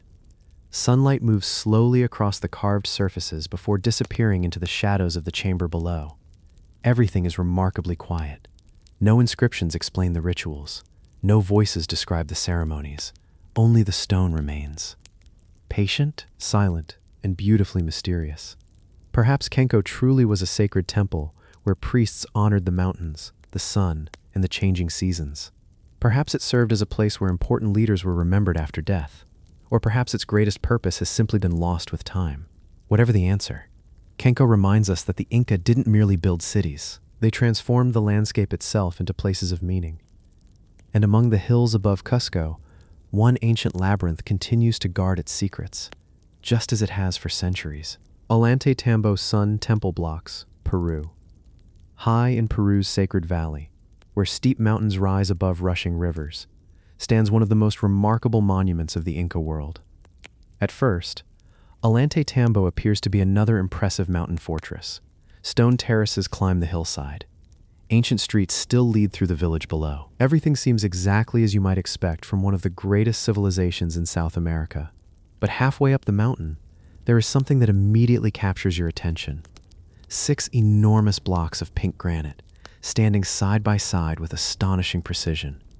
They form part of what is known today as the Temple of the Sun, and for centuries, they have inspired one simple question. How did the Inca place stones this massive on the side of a mountain?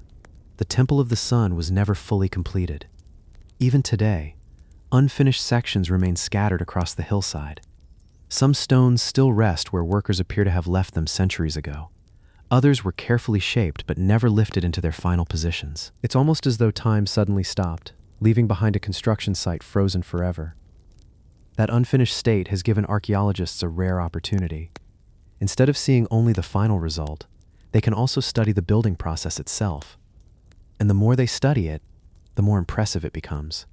The 6 main blocks immediately dominate the structure. Each one weighs many tons. Their surfaces are smooth, their edges carefully shaped. Between them, thin slabs of stone fit like narrow spacers, creating a design unlike almost any other Inca monument. Even after hundreds of years of earthquakes, the blocks remain standing. Their careful construction has allowed them to survive while many later buildings have collapsed around them. The precision is extraordinary. Yet unlike modern construction, the Inca had no steel cranes, no heavy machinery, no wheeled vehicles capable of carrying such enormous loads through the mountains. Everything depended on planning, organization, and human effort. Perhaps the greatest mystery isn't the carving, it's the journey. The pink granite used for the Temple of the Sun did not come from the mountain on which the temple stands. Geologists have traced the stone to a quarry on the opposite side of the valley. To reach the construction site, workers first had to lower the massive blocks from the quarry, then move them across uneven ground, cross the valley below, and finally, haul them uphill to the temple itself. Even with modern equipment, moving stones of this size through such rugged terrain would require careful engineering. How the Inca achieved it continues to inspire admiration among researchers. Over the years, many explanations have been proposed. Some suggest thousands of workers pulled the stones using thick ropes woven from plant fibers. Others believe carefully prepared earthen ramps made the climb possible. Wooden rollers have also been suggested, although the steep terrain would have made their use difficult in many places. The truth is, no single explanation answers every question. The Inca left no written manual describing how the work was done. Only the stones remain, silent evidence of a remarkable achievement. The Temple of the Sun itself also raises fascinating questions. Its position overlooks the sacred valley and faces surrounding mountains that the Inca regarded as sacred. Many archaeologists believe the temple played an important ceremonial role, particularly during festivals connected to the sun. The Inca worshipped Inti, the sun god, as one of their most important deities. During certain times of the year, sunlight would have illuminated parts of the temple in ways that reinforced its spiritual significance. Although much of the building was never completed, its purpose is still visible in the careful planning of its location. The temple was designed not only for people, but for the landscape itself. As Spanish forces entered the region during the 16th century, construction at Ollantaytambo had already come to an end. The reasons remain uncertain. Some historians believe work stopped after the death of the emperor who commissioned the project. Others think political conflict prevented its completion. Whatever the reason, the unfinished stones remained exactly where the builders left them. Centuries passed. Empires rose and fell. Yet the Temple of the Sun continued watching over the valley below. Today, visitors slowly climb the same terraces once used by Inca builders. With every step, the massive granite blocks seem even larger. Standing beside them, it's impossible not to wonder about the people who shaped them. How many hands pulled each stone? How many years passed before a single block reached its place? And how did an empire without iron tools or modern machines create something that still inspires engineers today? Perhaps that is the greatest mystery of Ollantaytambo. Not whether the Inca possessed forgotten technology, but how extraordinary human determination can be when knowledge, patience, and cooperation come together. The Temple of the Sun remains unfinished. Yet in many ways, that unfinished monument tells an even greater story. Because sometimes, the questions left behind by history are every bit as remarkable as the monuments themselves. Hattusa Greenstone, Turkey. Hidden among the ancient ruins of Hattusa, the former capital of the mighty Hittite Empire, rests a single stone that seems strangely out of place. It isn't the largest object in the city. It isn't covered with mysterious inscriptions. And unlike the enormous gateways guarded by carved lions and sphinxes, it attracts almost no attention from first-time visitors. Yet those who stop beside it often leave with the same question: why is this stone here? Known simply as the Green Stone of Hattusa, it has quietly puzzled archaeologists for generations. At first glance, there doesn't seem to be anything extraordinary about it. The stone is smooth, roughly cube-shaped, and measures just under 1 meter across. Its deep green color immediately stands out against the pale limestone ruins surrounding it. Visitors often reach out to touch its polished surface. Some believe it brings good luck. Others close their eyes and quietly make a wish before moving on. These modern traditions are relatively new, but they show how easily this unusual object captures the imagination. Because, unlike many artifacts at Hattusa, its original purpose has never been fully explained. Hattusa itself was once one of the greatest cities in the ancient Near East. More than 3,000 years ago, it served as the capital of the Hittite Empire, a civilization powerful enough to challenge Egypt itself. Massive defensive walls stretched for kilometers across the surrounding hills. Monumental gates protected the city. Royal palaces overlooked temples and busy streets filled with merchants, craftsmen, and officials. Thousands of clay tablets discovered here have revealed remarkable details about Hittite laws, diplomacy, religion, and daily life. Yet despite all those written records, almost none mention the mysterious green stone. That silence has become one of its greatest mysteries. Another question concerns the stone itself. It appears to be made from a dark green serpentinite or nephrite-like rock, materials that are not naturally common around Hattusa. If that identification is correct, the stone was likely brought here from many kilometers away. Transporting such a heavy block across rugged Anatolian landscapes would have required careful planning and considerable effort. That alone suggests it was important. Ancient builders rarely moved enormous stones without a purpose, but what that purpose was remains uncertain. Several theories have emerged over the years. Some archaeologists believe the stone once formed part of a larger monument that has long since disappeared. Others suggest it may have stood inside a temple, playing a role in ceremonies performed by Hittite priests. The Hittites believed certain objects possessed sacred power, serving as symbols of agreements between humans and their gods. Could the green stone have represented one of those sacred objects? No one can say with certainty. There are no carvings to identify it, no inscriptions explaining its function, only a carefully shaped stone resting quietly in the middle of an ancient city. Local stories have added even more mystery. Some visitors call it the wish stone, believing that touching it can bring good fortune or help fulfill a heartfelt hope. Others claim the stone carries unusual energy. Scientists have found no evidence supporting those beliefs, yet they continue to spread from visitor to visitor. Perhaps that's because mysterious places naturally inspire mysterious stories. When history leaves questions unanswered, our imagination often tries to complete the story. The green stone also reminds us of something important about archaeology. Not every mystery involves hidden chambers or forgotten treasure. Sometimes, the greatest puzzle is a single object whose meaning has simply been lost. Imagine standing in Hattusa 3,000 years ago. Would the people living there have immediately understood the stone's purpose? Would priests have gathered around it during ceremonies? Would travelers have recognized it as something sacred? To them, the answer may have been obvious. To us, it has become one of history's quietest mysteries. Today, the green stone remains exactly where visitors have found it for decades. Children run past it on their way through the ruins. Travelers pause to place a hand against its cool surface. Photographs are taken. Questions are asked. Yet the stone offers no explanation. It simply waits, surrounded by the silent remains of an empire that once ruled much of Anatolia. Perhaps future discoveries will reveal why it was brought here. Maybe another clay tablet still lies buried beneath the earth, waiting to mention the stone for the very first time. Or perhaps its true purpose disappeared with the last Hittite priest more than 3,000 years ago. Whatever the answer, the green stone of Hattusa reminds us that history isn't always hidden inside magnificent temples or royal tombs. Sometimes, one ordinary-looking object, resting quietly beneath the open sky, can become one of archaeology's greatest unanswered questions.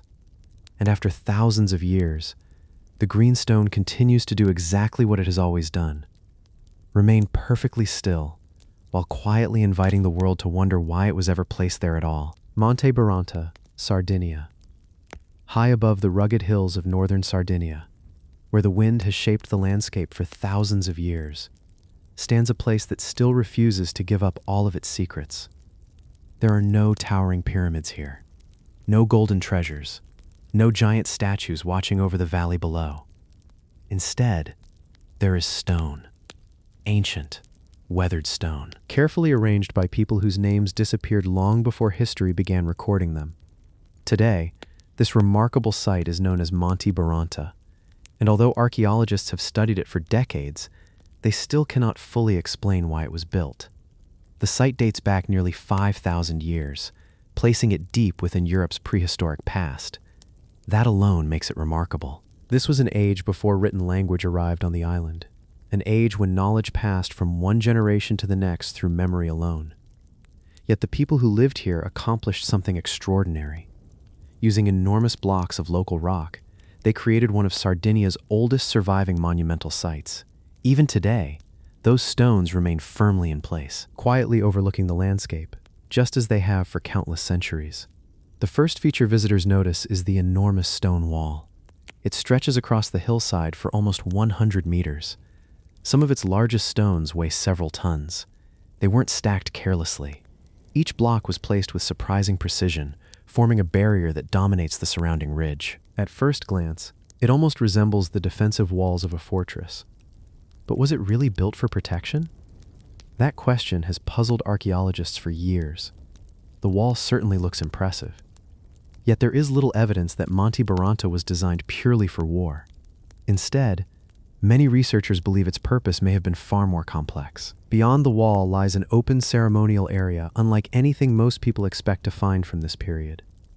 Large standing stones still rise from the ground. Flat rock surfaces appear intentionally prepared. Several unusual stone features seem carefully positioned to overlook the surrounding valley. Nothing feels accidental. The entire site appears planned, as though every stone was placed according to an idea that has long since been forgotten. Without written records, that idea remains hidden. One of Monte Baranta's greatest mysteries is the enormous platform carved into the bedrock itself. Unlike natural rock formations nearby, this area appears deliberately shaped. Its smooth surface has led some archaeologists to wonder whether ceremonies once took place here. Perhaps community gatherings, perhaps seasonal celebrations, or perhaps rituals connected to the changing sky above. No one knows. The stone offers no explanation, only silence. The location itself may provide an important clue. Monte Baranta occupies one of the highest points in the surrounding landscape. From here, the view stretches for kilometers in every direction. The people who built this place clearly chose it with care. Many prehistoric cultures believed high places held spiritual significance. Mountains and hilltops brought people closer to the heavens, closer to the rising sun, closer to the stars that guided both travel and time. Some researchers believe Monte Baranta may have served as one of those sacred places, where nature and belief became inseparable. Others have suggested a more practical purpose. Perhaps the stone wall marked the boundary of an important settlement. Perhaps it protected valuable livestock, or perhaps it demonstrated the strength and cooperation of the community itself. Building something of this scale required hundreds of workers. Large stones had to be cut, moved across uneven ground, then carefully positioned without modern machinery. Whether the site served religious purposes, defensive purposes, or both, one fact remains undeniable. Its builders possessed remarkable skill and organization. Excavations have uncovered pottery fragments, stone tools, and traces of human activity dating back thousands of years. Each discovery adds another small piece to the puzzle, yet none has answered the question archaeologists continue asking. Why was Monte Baranta built here, instead of somewhere else? Why invest so much effort in shaping this lonely hilltop? And what events once brought people together inside these ancient stone walls? Those answers may still lie beneath the soil, waiting patiently for future excavations. Today, Monte Baranta is far quieter than it once was. The ceremonies have ended. The fires no longer burn. The voices that echoed across the hill disappeared thousands of years ago. Only the wind remains. It moves gently between the standing stones, across the ancient wall, and over the same landscape the builders once admired. Perhaps that is why Monte Baranta continues to fascinate archaeologists and visitors alike. not because it offers dramatic answers, but because it asks thoughtful questions. It reminds us that long before great empires rose across Europe, small communities were already creating places of lasting importance, places built not only with strength, but with purpose. And somewhere within those silent stones, the true story of Monte Baranta may still be waiting, patiently, for someone to understand it. Monte de' Cati, Sardinia. From high above, the landscape of northern Sardinia appears peaceful. Rolling fields stretch toward distant hills. Olive trees scatter across the countryside. Stone walls divide the land much as they have for centuries. Then, something unusual comes into view. A massive rectangular platform, a long stone ramp leading directly to its summit. Unlike the circular towers and villages found elsewhere on the island, this monument looks completely different. It almost resembles a giant staircase rising from the earth. Today, it is known as Monte de' Cati, and even after more than 5,000 years, archaeologists continue asking a simple question: why was something so unusual built here? At first glance, Monte de' Cati doesn't look European at all. Its broad platform and gently rising ramp immediately remind many visitors of the ancient ziggurats built thousands of kilometers away in Mesopotamia. Those great temples dominated the cities of Sumer and Babylon. Yet Sardinia lies far across the Mediterranean. The people who built Monte de' Cati belong to a completely different culture. So why do the two structures appear so remarkably similar? Coincidence? Shared ideas? Or something else entirely? The resemblance has fascinated researchers ever since the monument was uncovered. Archaeologists believe the first version of Monte de' Cati was built around 4000 BC. Centuries later, instead of abandoning it, its builders did something unexpected. They buried much of the original monument beneath layers of earth and stone. Then, they constructed an even larger platform directly on top. The result was the impressive stepped monument visitors see today. This wasn't a simple repair. It was an enormous rebuilding project that required careful planning and hundreds of workers. Whatever Monte de' Cati meant to its builders, it was clearly important enough to rebuild from the ground up. The long stone ramp remains one of the monument's most distinctive features. Unlike ordinary staircases, it rises gradually toward the platform above. Walking along it today, it's difficult not to imagine ancient ceremonies taking place here. Perhaps priests climbed the ramp carrying offerings. Perhaps entire communities gathered below as important rituals unfolded above their heads. No written records survive to describe these events. The people who built Monte de' Cati left no alphabet, no chronicles, only stone. And sometimes, stone can raise more questions than words ever could. Excavations around the monument have revealed fascinating clues. Archaeologists uncovered large stone altars, carved standing stones, and the bones of animals that appear to have been sacrificed during ceremonial events. Fragments of pottery, tools, and other everyday objects were also found nearby. Together, they suggest this was far more than an ordinary settlement. It was almost certainly a sacred place, a destination where people gathered for rituals that were central to their beliefs. Exactly what those beliefs were, however, remains unknown. One particularly intriguing discovery is a massive limestone boulder positioned near the monument. Unlike the carefully shaped stones forming the platform, this enormous rock appears to have been deliberately transported to the site from elsewhere. Why? Some researchers believe it held symbolic importance long before the platform was built. Others think it may have served as an altar connected to seasonal ceremonies. Whatever its purpose, moving such a heavy stone would have required extraordinary effort. Ancient builders rarely undertook such tasks without a reason. Unfortunately, that reason has disappeared with time. Monte de' Cati also challenges our understanding of prehistoric Europe. For many years, historians believed communities of this era were relatively small and simple. Yet constructing a monument of this scale required organization, skilled labor, and a shared vision extending across generations. People had to quarry stone, transport materials, build the massive platform. Then, centuries later, rebuild it all over again. That level of commitment tells us something remarkable. These weren't isolated families struggling to survive. They were capable of creating monumental architecture long before many of Europe's better-known civilizations emerged. Today, the monument stands quietly beneath the Sardinian sky. The ceremonies ended thousands of years ago. The fires upon its summit have long since gone cold. Only the ancient ramp continues pointing toward the platform above, just as it did for the people who first climbed it over 5 millennia ago. Perhaps Monte Ducati truly was a sacred temple where priests welcomed the changing seasons. Perhaps it served as a gathering place for communities spread across the island. Or perhaps its greatest purpose has simply been forgotten. Whatever the answer, one thing remains certain. Monte Ducati is unlike any other prehistoric monument in Europe. It stands alone, a silent stone platform, rising unexpectedly from the Sardinian countryside, still inviting every visitor to ask the same question. Who first imagined building something like this, and why did they believe it was worth creating? Bada Valley Megaliths, Indonesia. Hidden deep within the mountains of central Sulawesi, far from Indonesia's crowded cities, lies a valley where enormous stone figures have been silently watching the landscape for centuries. Some stand alone. Others appear in small groups. Their faces are simple, yet strangely expressive. Wide eyes stare endlessly across the valley. Long noses stretch down weathered faces. Some have carved hands resting against their bodies. Others seem unfinished, as though their creators simply stopped working one day and never returned. This mysterious place is known as the Bada Valley, and despite decades of research, no one can fully explain who carved these remarkable monuments, or why. Reaching the valley is still an adventure. Dense forests cover the surrounding mountains. Rivers wind through the landscape. Mist often settles over the hills during the early morning, giving the entire valley an almost timeless atmosphere. For centuries, its isolation helped protect these remarkable stones from the outside world.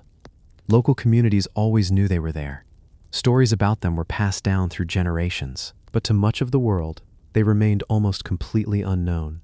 Today, more than 400 megalithic monuments have been recorded across the Bada, Besoa, and Napu valleys. Some are carved into human-like forms. Others are large cylindrical stones. Massive stone vats, known locally as kalamba, sit partially buried in the earth nearby. Many of these stone containers weigh several tons. Some are covered with carefully carved lids. Archaeologists believe they may have been connected to burial ceremonies or ancestor worship, but even that remains uncertain. No written records survive to explain their purpose. The statues themselves are unlike almost any others found in Southeast Asia. Some stand over 4 meters tall, others are much smaller. Curiously, most of them have only a few carved features: large circular eyes, a straight nose, simple mouths. Their bodies often lack detailed legs or feet. Instead, the figures seem to emerge directly from the stone itself. This simplicity has fascinated archaeologists for years. Were the statues intentionally abstract? Did they represent important leaders, ancestors, spiritual guardians, or something entirely different? The stones remain silent. One of the greatest mysteries concerns their age. Researchers believe many of the monuments may be between 1,000 and 3,000 years old, but dating stone itself is almost impossible. Instead, archaeologists rely on nearby artifacts, soil layers, and radiocarbon dating from surrounding excavations. Even with modern technology, there is still no complete agreement. The valley guards its timeline carefully. Every new discovery answers one question, while raising another. Another puzzle is how these enormous stones reached their present locations. The statues were carved from granite, yet suitable rock sources often lie far from where the monuments now stand. Some figures weigh several tons. Transporting them across rivers, uneven ground, and dense forest would have required remarkable planning. The people who built them had no metal cranes, no modern roads, no heavy machinery, only knowledge, organization, and determination. Exactly how they accomplished such a task remains uncertain. Local traditions offer their own explanations. Some stories describe the statues as people who returned to stone after breaking sacred laws. Others speak of ancient ancestors who continued watching over the valley long after death. These legends cannot be confirmed by archaeology, but they reveal something equally important. For generations, the people living here never viewed these monuments as ordinary stones. They were part of the valley's identity, part of its memory, part of its story. Excavations around several megaliths have uncovered pottery fragments, stone tools, and traces of ancient settlements, showing that thriving communities once lived here. Yet surprisingly little is known about the society that created these monuments. Unlike Egypt or Mesopotamia, they left behind no written language, No royal inscriptions, no detailed records of their beliefs. Their greatest achievements survive only in stone, standing quietly beneath the tropical sky.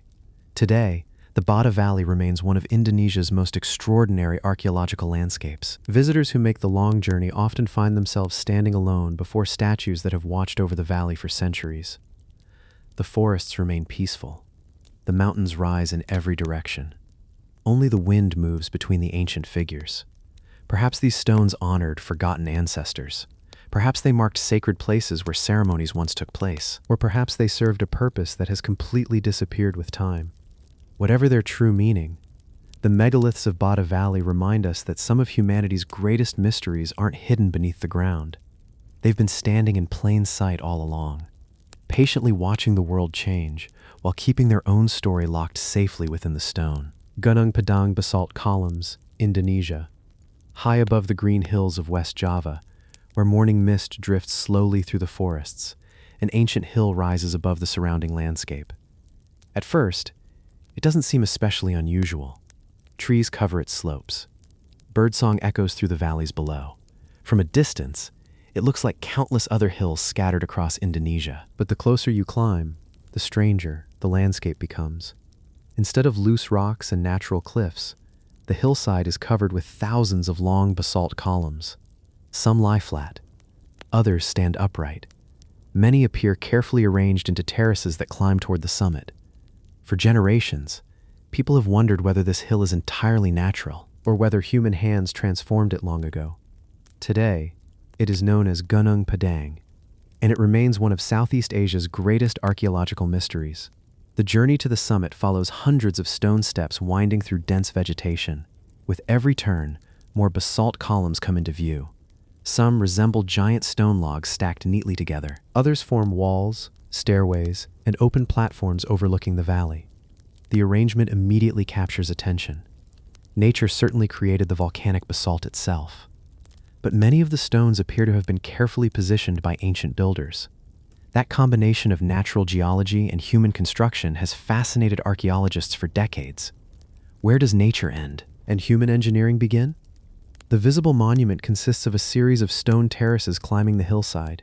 Each level is connected by narrow pathways built from the same dark volcanic columns. Some terraces are enclosed by low stone walls. Others contain open spaces that may once have been used for ceremonies or gatherings. Visitors often describe the summit as peaceful, even with other people nearby. The site carries an unusual sense of silence. Perhaps it is the surrounding forest. Perhaps it is the age of the monument itself.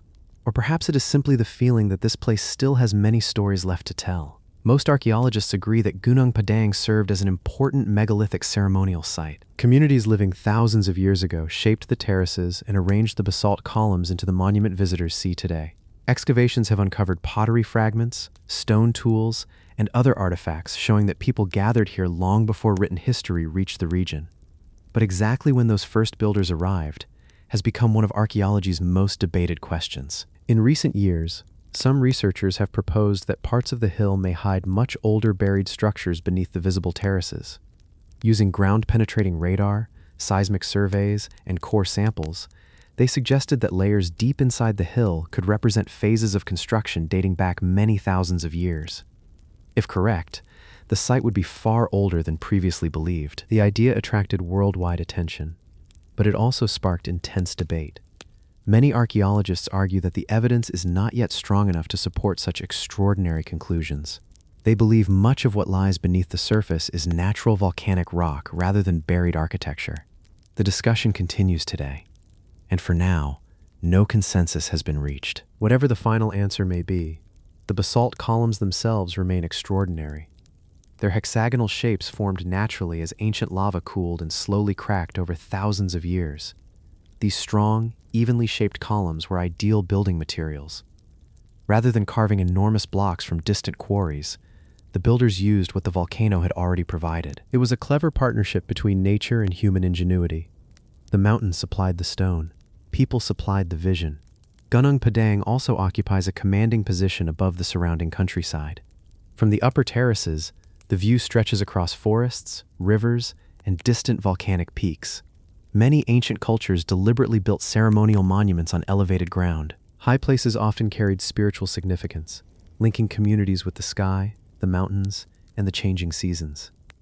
Gunung Padang may have served a similar purpose, a place where ceremonies marked important moments in the lives of the people who gathered there, a place where generations returned again and again, adding new stones while honoring those who came before them. Today, research continues. Archaeologists continue mapping the terraces. Geologists continue studying the volcanic hill beneath them. Each new survey adds another piece to a puzzle that remains incomplete. Perhaps future excavations will confirm that deeper structures truly exist. Perhaps they will reveal that the monument is exactly what it appears to be. A remarkable megalithic sanctuary built upon an ancient volcanic hill. Either way, Gunung Padang has already changed the way researchers think about prehistoric Indonesia. It reminds us that the past is rarely simple. Sometimes, nature creates the foundation, and people transform it into something extraordinary. And sometimes, the greatest mystery isn't whether a monument is ancient. It's how much of its story still lies hidden beneath our feet. Lepenski Vir, Serbia. Long before Stonehenge, and thousands of years before the first great cities appeared in Europe, a remarkable community was already thriving along the banks of the Danube River. It wasn't hidden beneath a desert. It wasn't buried beneath a jungle. For thousands of years, it rested quietly beside one of Europe's greatest rivers, waiting for someone to uncover its story. Today, this extraordinary place is known as Lepenski Vir, and even after decades of research, it continues to challenge everything we thought we knew about Europe's earliest civilizations. The site lies within the dramatic Iron Gates Gorge, where the Danube cuts between towering cliffs separating modern-day Serbia and Romania. Even today, the landscape feels timeless. The river moves steadily through the valley. Steep mountains rise on both sides. It is easy to understand why ancient people chose to settle here. Fresh water was abundant. Fish filled the river. Forests provided wood and wild game. For a community living nearly 9,000 years ago, few places could have been more inviting. When archaeologists began excavating the site during the 1960s, they expected to uncover a small prehistoric settlement. Instead, they found something completely unexpected. The houses weren't built randomly. Each one followed a remarkably consistent design. Their floors formed distinctive trapezoid shapes, carefully aligned toward the river. Large stone fireplaces occupied the center of many homes. Everything suggested planning, organization, and a shared architectural tradition that continued for generations. This wasn't a temporary camp used for a single season. It was a permanent community, one that returned to the same place again and again for nearly 2,000 years. But perhaps the most extraordinary discoveries were waiting inside the houses themselves. Large sandstone sculptures, carefully carved by unknown artists. Some resemble human faces. Others appear strangely fish-like. Several combine both human and animal features into a single figure. Their broad mouths, deep-set eyes, and smooth rounded forms make them unlike almost any prehistoric sculptures found elsewhere in Europe. Even today, their meaning remains uncertain. Were they representations of ancestors? Protective spirits? River gods? Or perhaps symbolic figures connected to the Danube itself? No written records survive to answer those questions. Only the silent faces remain, watching the river just as they may have done thousands of years ago. The people of Lepenski Vir lived during an extraordinary period of human history. They stood between two worlds. For countless generations, their ancestors had survived as hunter-gatherers, relying on fishing, hunting, and gathering wild plants. Then, slowly, life began to change. Farming communities were spreading across southeastern Europe. New ideas arrived. New tools appeared. Animals were domesticated. Crops were cultivated. Lepenski Vir seems to capture this moment of transition better than almost any other site. Here, ancient traditions and new ways of life existed side by side. It was a bridge between two very different worlds. One mystery continues to fascinate archaeologists. Why were the houses built in such a precise geometric shape? Nearly every structure follows similar proportions. Many are carefully oriented toward the river and the mountain opposite the settlement. Some researchers believe these alignments carried spiritual meaning. Others think they reflected practical knowledge of sunlight, seasonal flooding, or community organization. Without written evidence, the true answer remains hidden. Like so much at Lepenski, the architecture speaks, but not clearly enough for us to understand every word. The location itself may also have held sacred significance. The Danube wasn't simply a source of food, it was the center of daily life. Massive sturgeon once migrated through these waters, providing an important source of nourishment for the community. Some archaeologists believe the unusual fish-like sculptures reflect the deep connection between the people and the river that sustained them. Perhaps the Danube was viewed as more than water. Perhaps it was a living presence, worthy of respect, gratitude, and ceremony. Around 8,000 years ago, the settlement gradually changed. New cultural influences spread into the region. Building styles evolved. Older traditions slowly faded. Eventually, the remarkable community at Lepenski disappeared into history. Its wooden homes decayed. The river continued flowing. Generation after generation passed without knowing what once stood along its banks, until modern archaeologists carefully uncovered the buried village, revealing one of Europe's oldest planned settlements. Today, Lepenski reminds us that civilization did not begin overnight. It grew slowly, through countless generations of people experimenting, building, learning, and adapting to a changing world. The carved stone faces still look toward the Danube. The outlines of the ancient homes remain visible beneath protective shelters, and the river continues its endless journey toward the Black Sea, just as it did thousands of years ago. Perhaps one day, new discoveries will explain who those mysterious stone figures truly represented. Perhaps they never will. But that is the quiet beauty of Lepenski. It reminds us that some of humanity's earliest chapters have not been lost. They have simply been waiting, patiently beside the river, for us to listen.